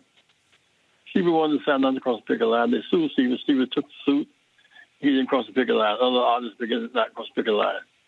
Harold came out of the demonstration one day and said, I'll see you guys going back to Washington. What's your deal, Harold? Well, 50,000 new voters is $250,000 on the table. We put $500,000 on the table and raised 400,000 votes in my Chicago Fest boycott. Well, in the strength of Harold, given the machine in Chicago, Ted Kennedy and Mundell was coming to Chicago to support Jane Byrne and Daley in the primary. I said, look, guys, we support you guys, Kennedy and you, and all that. So they said, we have to come. These Africans, I said, this is the bankruptcy of liberalism. So I remember Maynard Jackson. I remember that somebody black should run against them to challenge them, at least in the primary. So they can't take us for granted. They'll just say it, act it. So Dave Dinkins was a part of the group, urged me to run and supported me all the way. We won New York. We won New York in 80. We won in 84. We won Virginia. 85. Doug Wilder became the governor. We won Virginia in 88. Became governor in 89. Dave Dinkins chaired our campaign in New York. Came in 89. So they were all involved in the service. They were not at all distant from what we were doing. They were architects of it. And of course, David Dinkins, person, Charlie, 10 years older than I was, but nonetheless, they let me in, and they let Sharpton in as well. They did a lot of investment in Sharpton in our development. Reverend Jesse Jackson Sr., it's always a pleasure, sir. We certainly appreciate it. Thank you so very much for joining us to pay tribute to David Dinkins. The way we paid David Dinkins tribute by putting in one also up in Georgia. Let that be the tribute to David. We're in the 2 seats in Georgia. Absolutely. We certainly agree, sir. Thank you very much. Thank you, sir. Another member of Congress is Congressman Gregory Meeks, who is there from New York. He joins us right now. Congressman Meeks, your thoughts about the life and legacy of the great late Mayor of New York, David Dinkins. 1 second, we can't hear you. There we go. Now we're good. Go ahead. We didn't have you up on our end. Go ahead. Very good. I was just saying he's our fraternity brother and a great graduate of Howard University. But he was a man that came into the city, as oftentimes happens or seems to happen when you have an African-American coming in as the chief executive. He comes in at a time when the city's in trouble. People forget about where we were in New York in 1989. As took place with Barack Obama, as took place with Mayor Washington, we had Ed Koch had ran the city into the ground, and the budget. The city of New York was in trouble in regards to its economy and the budget, and so he was faced with a lot of issues coming in as mayor that he had to deal with. He had what he wanted to look at in the programs to put things forward to help economically uplift the Black, Puerto Rican, and underserved individuals, and he was faced with tensions of race that was taking place. In fact, generally what stands out in my mind when he ran in 1989, he beat Ed Koch overwhelmingly. And generally in New York City up to that point, that meant that you would win the mayoralty by huge numbers. In fact, you talk about polls, the polls had him up by 20%. And he ended up winning by just 1 to 2% because of his race. But Mayor Dinkins, ever the graceful one, came in and was looking as his deal to bring the city together, this gorgeous mosaic that he talked about in New York City. Try and put people in place that had never been in place before in the city as deputy mayors and commissioners, people who had never been represented in the city, trying to bring it together. And all along, you had individuals who were staunch, like Rudy Giuliani, trying to prevent him from being successful from day one. But ever the graceful one, he dealt with those problems, some that continued to persist, and trying to make sure that what he had inherited, he could change and turn around. And when I think of some of the issues that he had to overcome, he did. He found a way, even after trying to figure out how to do the budgets for school and after-school programs, and even at that time, community policing. David Dinkins was finding a way to get that done.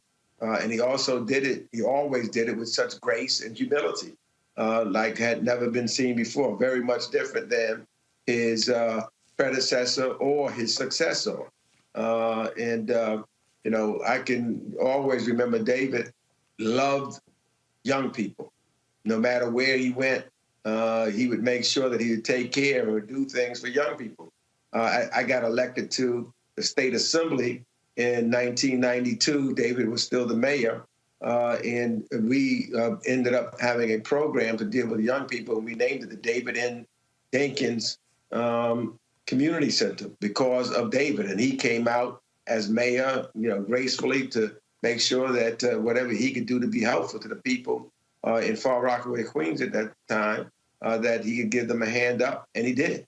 And him, along with, as Reverend Jackson was just talking about, Percy Sutton, Charlie Rangel, and Basil Patterson, the big four, were very instrumental in moving African Americans around in leadership and inspiring us to be in leadership positions. A lot of that really started with Reverend Jackson in 1984, his presidential run, but it inspired me, and David Dinkins inspired me to make sure that we got political clubs and Black folks got their voices out there.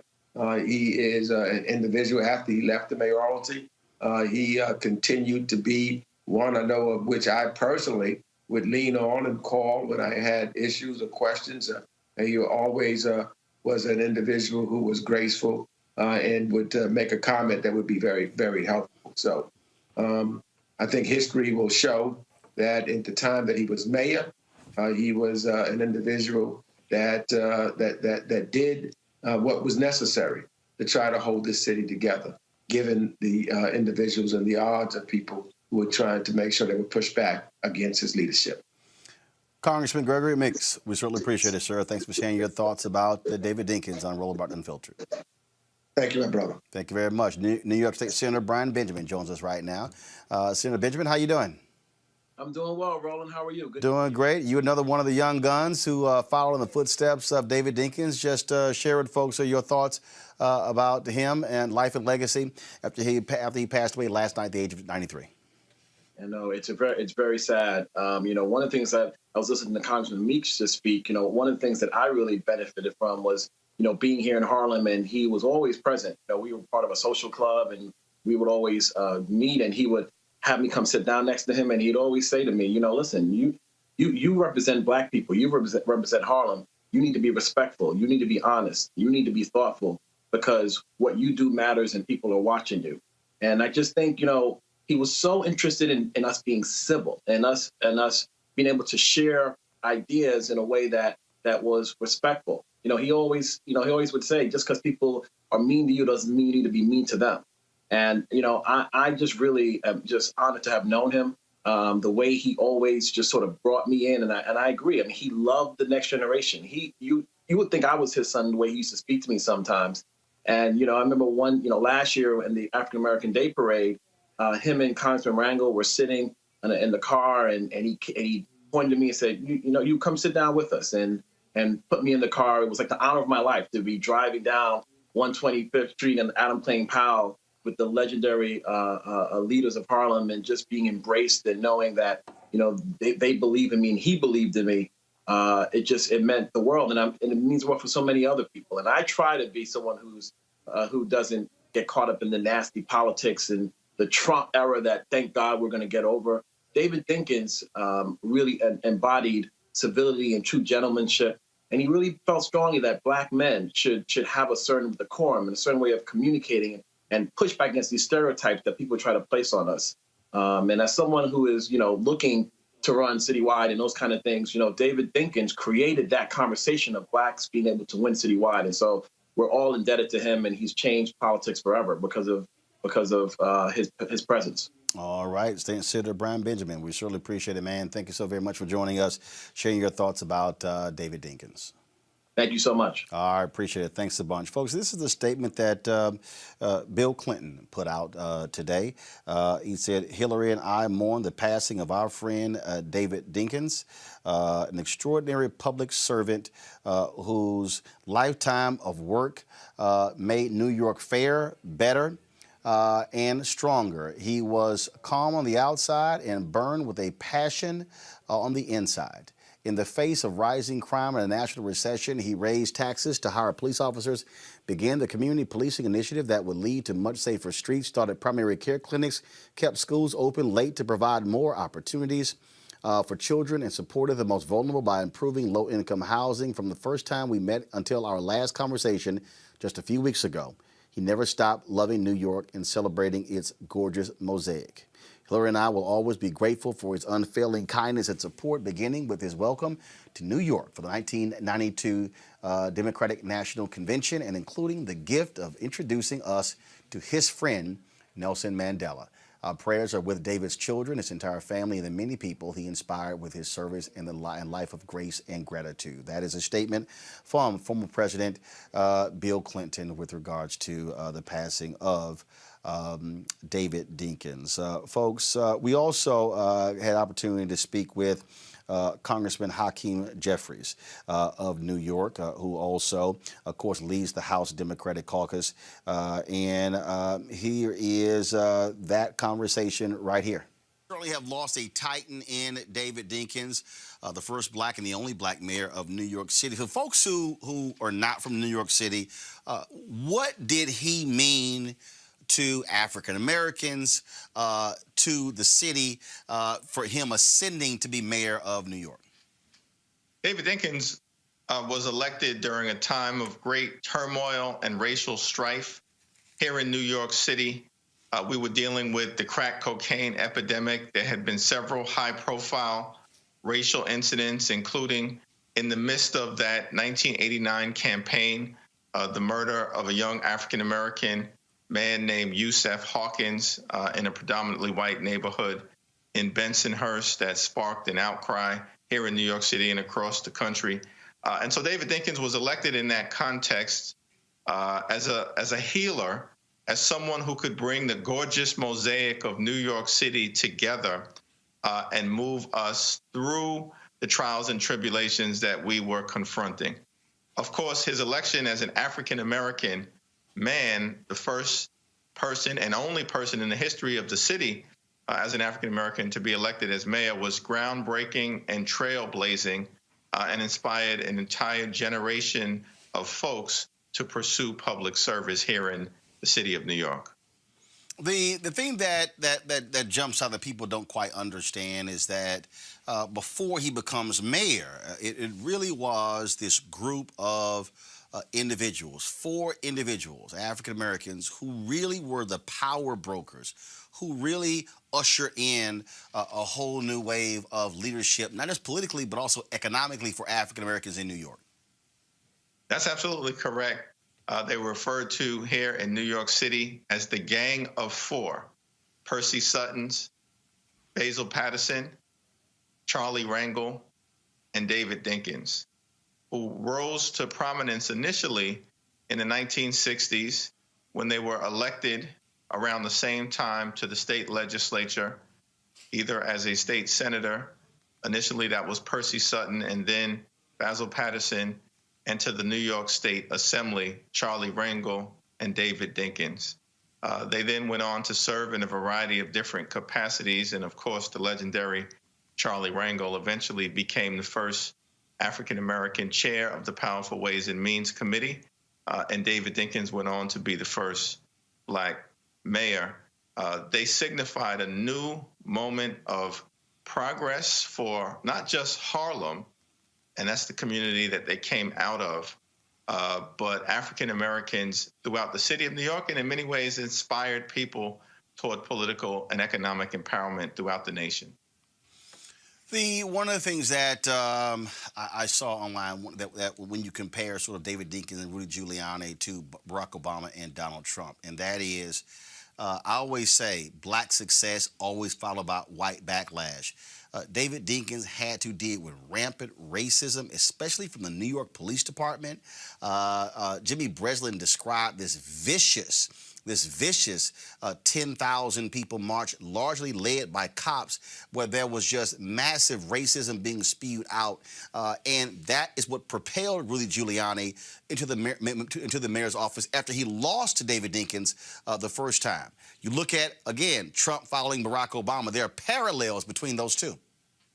That's absolutely right, and it's an astute observation, Roland, because that is what occurred. It was a backlash toward the elevation and progress of the first African-American man who was a genteel and gentle giant who governed in such an eloquent fashion.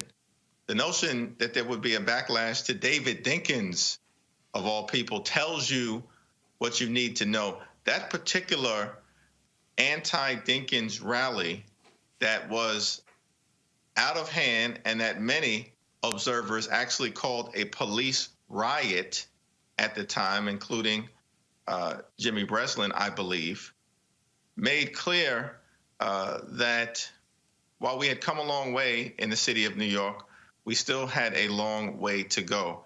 And it was frightening when you looked at the behavior of these individuals who were at that anti-Dinkins rally and thought to yourself, aren't these the folks who are supposed to be protecting and serving in our community?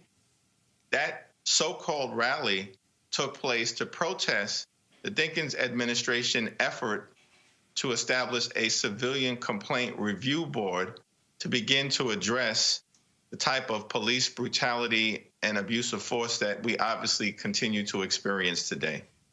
Last question here. Obviously, he was a genteel figure for me. He was a fellow alpha. Anytime you met him, he was always had that smile, had that nod and wink, and somebody who was just a classic gentleman for this new breed of Black politicians. I mean, look, up until this, he was endorsing folks. So he was still involved. He lost his wife last month, but he was still involved in politics for the next generation of African Americans until his death. That's absolutely correct. He was an inspirational figure. He would always share a kind word, a thought, an insightful observation. And the last point I'd make, Roland, which is important, is that Rudolph Giuliani is often credited with turning New York City around. That is false. Empirically, crime began to drop during the last 2 years of the Dinkins administration, and he's credited with helping to set in motion the dramatic turnaround in quality of life that we're experiencing right now by those who actually study the numbers.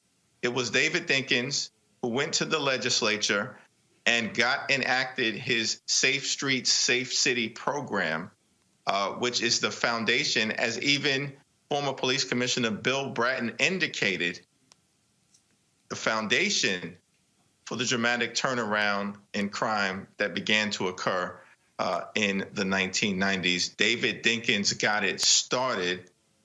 Rudolph Giuliani rode his success in much the same way that Barack Obama got the economic turnaround in America started, but Donald Trump, of course, claimed all the credit till he could no longer do it once it fell apart in the midst of his mismanagement of the pandemic. Well, no shock you might have grossly unqualified white politicians taking credit for the work of black people. We're sort of used to that.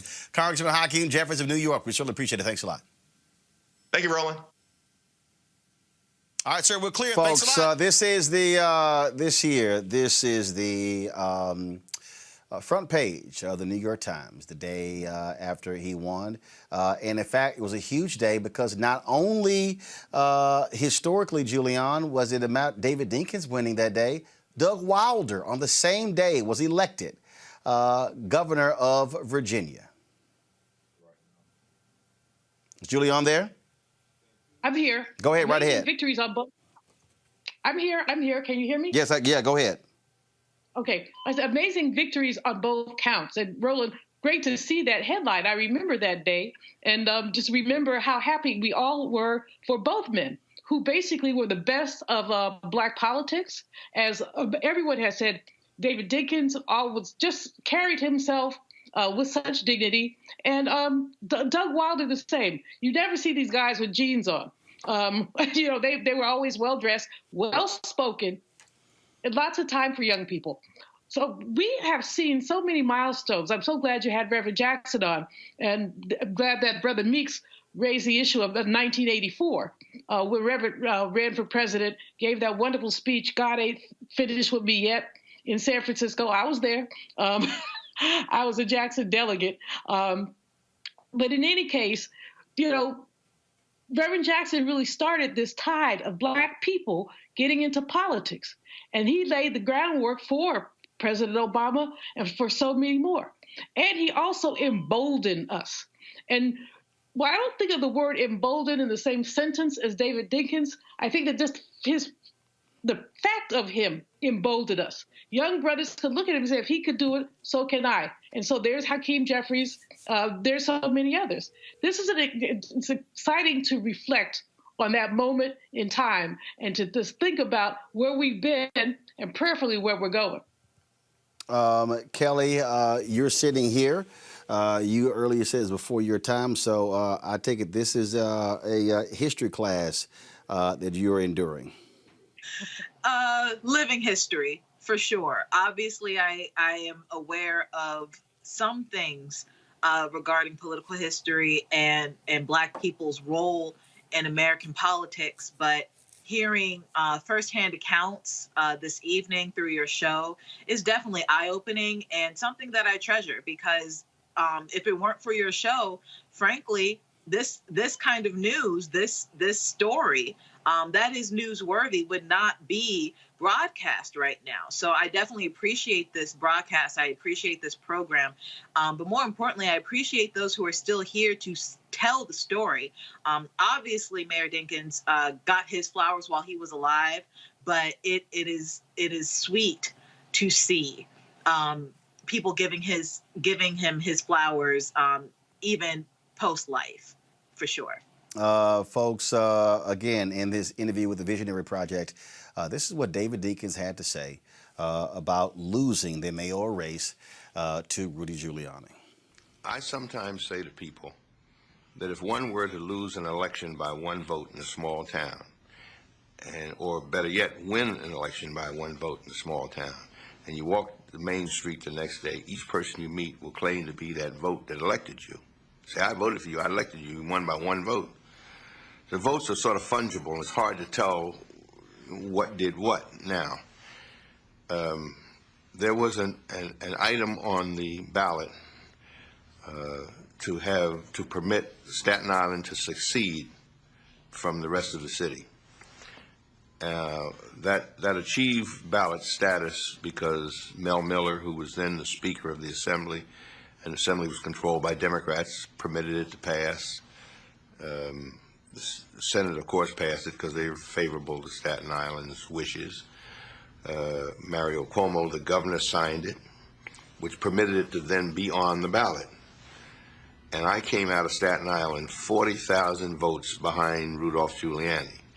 The margin of defeat was in the neighborhood of 50 to 60,000, which means half of that number would have changed the outcome, so that I could assign the total reason for loss to Staten Island and to the fact this was on the ballot. So clearly, Crown Heights didn't help my cause, but it is not the sole reason by any means. And if we look at the earlier election of 1989, when it was thought that I would not survive the primary, and instead of getting under 40%, I got over 50% against three strong candidates. And yet, in the general election against Rudolph Giuliani, at a time when I have not yet been mayor, I haven't had a chance to screw up anything. So how come I didn't do better in a city with a 4 or 5 to 1 Democratic enrollment over Republicans? And so they used to ask me, and I'd say, why do you ask? Now when they ask me, I say racism. Pure and simple. So, and incidentally, the margin each time, my win and my loss, the margin was about the same. 1.9 million votes cast at a difference of 50 to 60,000. Pure, but not always so simple, is it? True. David Dinkins, folks.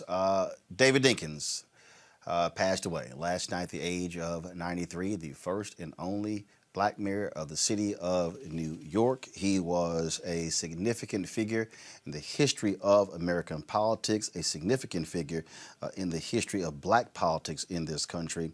And it would behoove all of you who are watching, those of you who are watching us on Facebook, those of you who are watching us on YouTube and Periscope, to really go back and look at the history that the folks played, the role that a Percy Sutton played, the role that a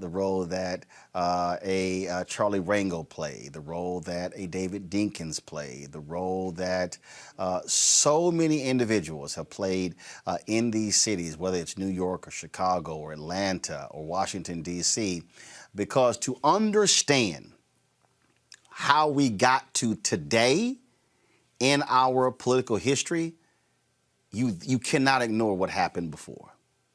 Julian made this particular point.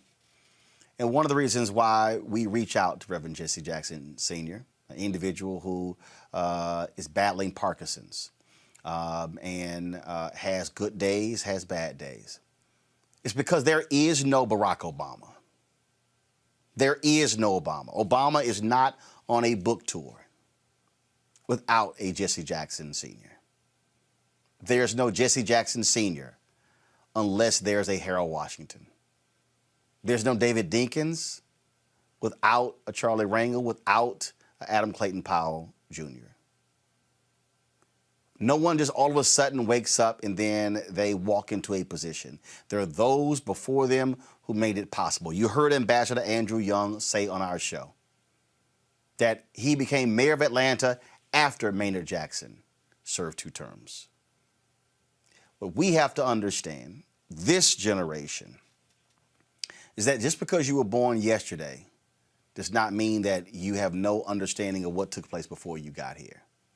It's really incumbent upon us to know our history, because when we know our history, when you know what took place with Rudy Giuliani and David Dinkins, then you can put into context what Rudy Giuliani is doing today to team with Donald Trump to snatch black votes away in Wisconsin. They've now filed a new legal challenge in Wisconsin.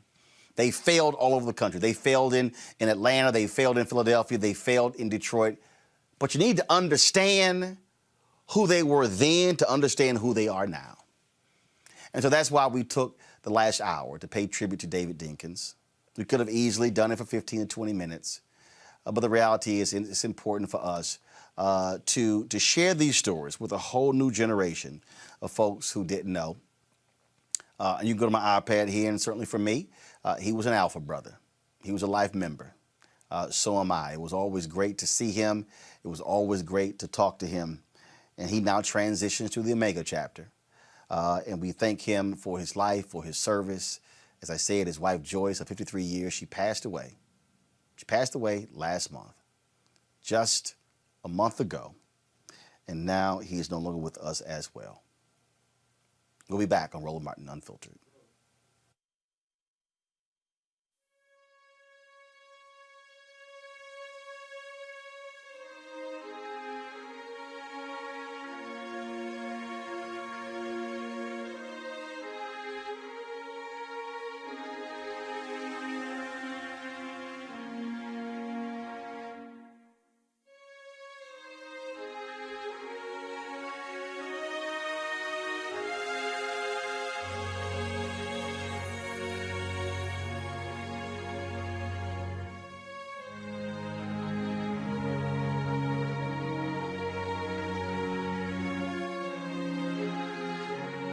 We told them the smear ads were coming, and that's exactly what happened. You would think that Kelly Loeffler might have something good to say about herself if she really wants to represent Georgia. Instead, she's trying to scare people by taking things I've said out of context from over 25 years of being a pastor. But I think Georgians will see her ads for what they are. Don't you? I'm Raphael Warnock, and we approve this message. When you hear about sisters like that, who are modern-day Fannie Lou Hamers, modern-day Septima Clarks, modern-day Diane Nashes, how does it make you feel? Go ahead, Roland. Go ahead. You know who I like? Angela Rye. Mm-hmm. And I think because she speaks to the voice of this generation. Mm-hmm. So she's young enough to still remember what that is, but yet old enough to be able to speak it in a way in which we respect as well. I think it's time for women to stand up. I think behind a powerful man is also a powerful woman. I think and believe in being evenly yoked, and I believe in teamwork makes the dream work. So you can't do it by yourself, and it's been proven. So now we have to stand up. We have to, being a new millennial woman, you got to be able to be independent. So if you're independent and you're standing by yourself, you have to mobilize each other and say, okay, I need you, and us together is more powerful together.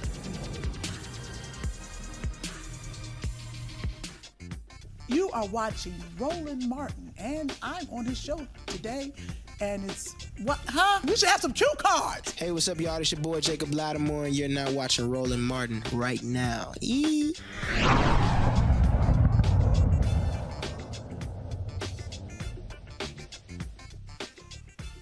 Prior to COVID, there are 2.6 million black-owned businesses in America. 2.5 million only have one employee, doing average revenue of $54,000. We often tell you these things because it's important for us to understand black economics. Well, my next guest is on a mission to help black businesses grow. His current focus is on economic development in the state of Illinois. His projects include the Fair Access to Credit Initiative, a minority business readiness program with rapid ratings, and a youth entrepreneurship challenge. Economist Dr. Malcolm Adams joins us right now. Doc, how you doing? Great. How are you? Great. First of all, when you talk about where you see black businesses in Illinois, always had a great history, of course, coming out of Chicago. Where does it look today in 2020? Chicago, I mean, like, as of today, right now, when you look at, the post-COVID era that we're in, it's pretty grim. However, at the same time, COVID, when people got laid off or they lost their jobs, or people who work for other people in their business didn't make it, they started other businesses. I mean, I saw the other day where there was a 7-year-old girl who started a business just reading to people on YouTube. So there's the wealth gap has, like how they say when there's chaos, there's opportunity. There's been a lot of opportunity spurned, and one of the opportunities as far as economic development has been actually people purchasing properties.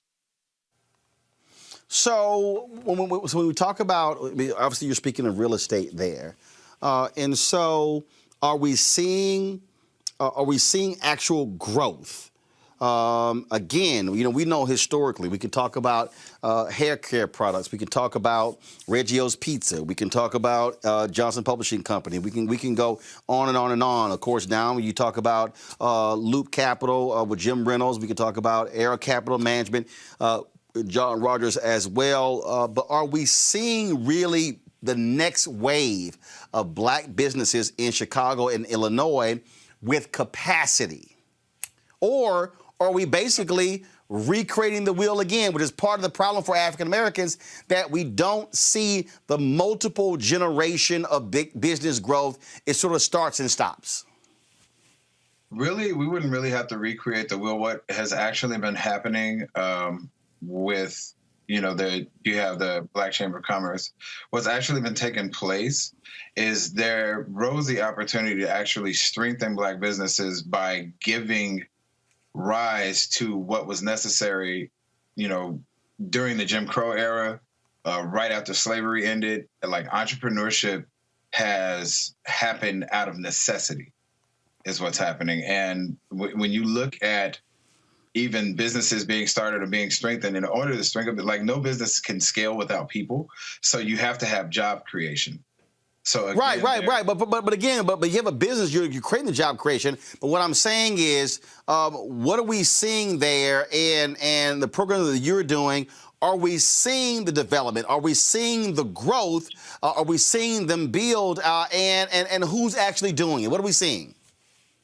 We're seeing in different areas, it's particularly real estate where it's taking place, because without having the real estate, there's nowhere to place the business unless it's web-based. You have to have a place for people to show up and work. Yeah, those are brick and mortars there. So, so what is your research showing? And beyond real estate, where's the growth that's happening there in Illinois for black businesses? In Chicago, there is a bit of growth. As far as when you get to more towards central Illinois, like Peoria, which we know is the third fastest shrinking city in the country, there isn't any. It's actually dying, so to speak. And they brought me and a few other people in to basically use the resources that are there, because the reason why I keep going back to real property is because economic development is land plus labor plus capital. If there isn't, it's just like with the community development financial institutions, if there isn't a place for it to happen, or, if there's no sustainability, which means it can scale, the capital isn't going to come. And we found the funds. It's just a matter of getting the right powers that be to support the actual initiative in many cases. Okay. And so the initiative you're talking about, how much capital are we talking about, and what is being done to access it? So what's the actual initiative? What's the program? How is it happening? There you go. So what we're doing is, whenever there's research, which you asked about, naturally there's an anchor institution. So we're partnering with several anchor institutions, be they Bradley University, Illinois Central College. I had a meeting with the president there.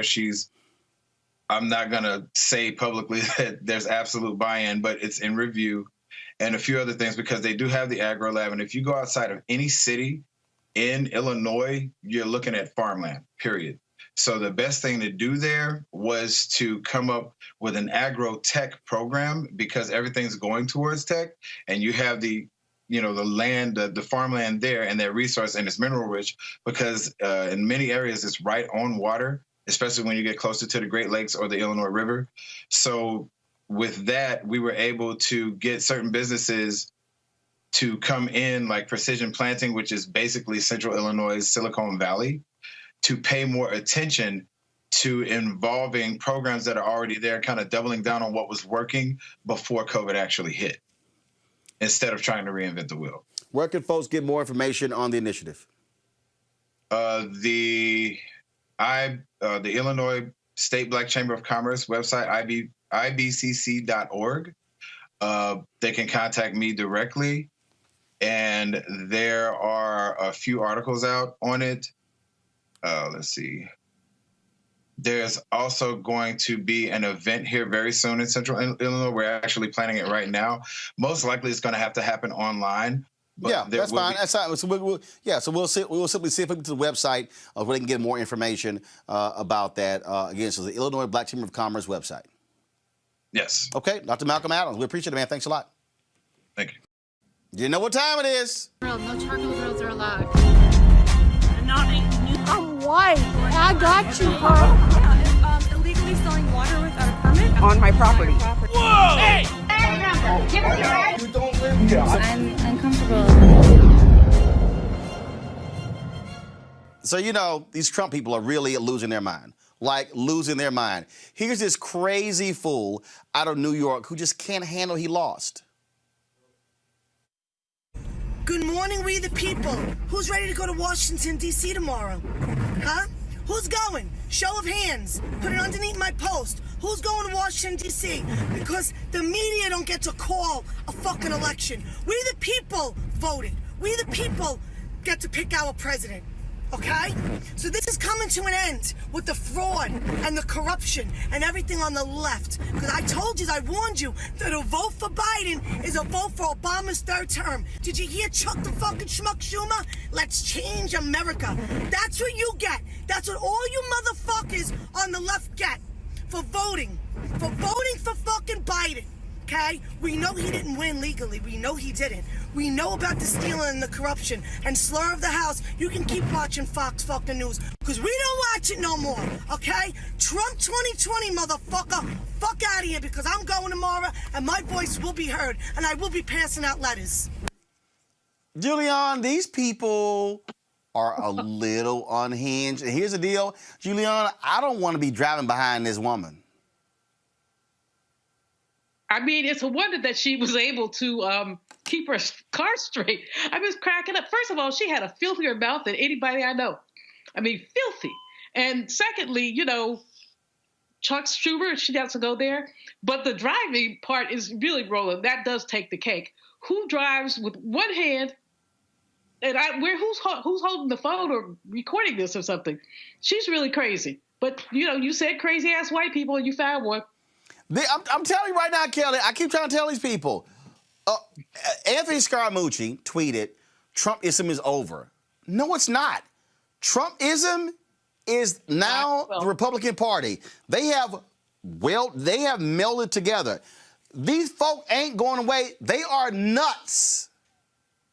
I would venture to say that Trumpism is actually just beginning because what happens when you have a demagogue or some type of cult leader, their influence isn't necessarily in the moment that they impart their doctrine and their antics. It's really after the fact and when they are basically entered into some form of martyrdom, so to speak. They don't necessarily have to die in order for that to happen. They just have to be out of the immediate spotlight, right? So what's happening right now is the beginning of Trumpism and Trump doctrine, if you will. Has the Republican Party fallen into that? I would venture to say so.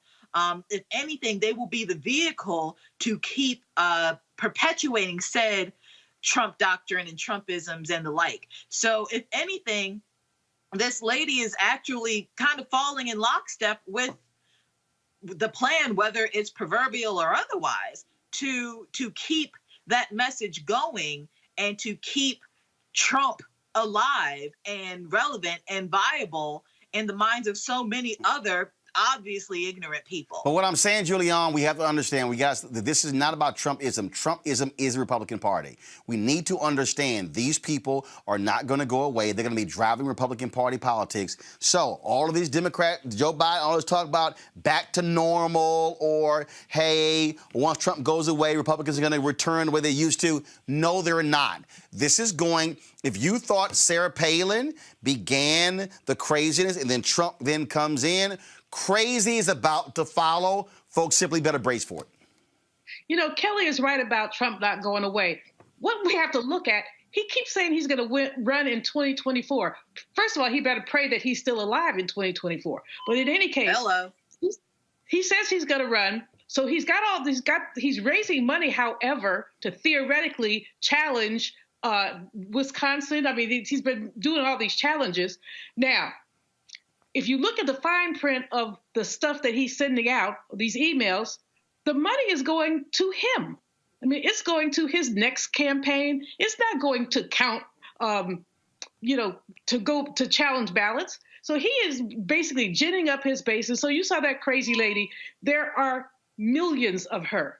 I mean, the challenge is, how did we get 70-some million people who voted for that crazy man? Now, I would say maybe 20 million of them, or maybe a couple fewer. Maybe they truly believe in republicanism as opposed to Trumpism, and they're ride or die Republicans. But most of them are unhinged, and we just saw that. Trust me, you're going to see a lot more of that.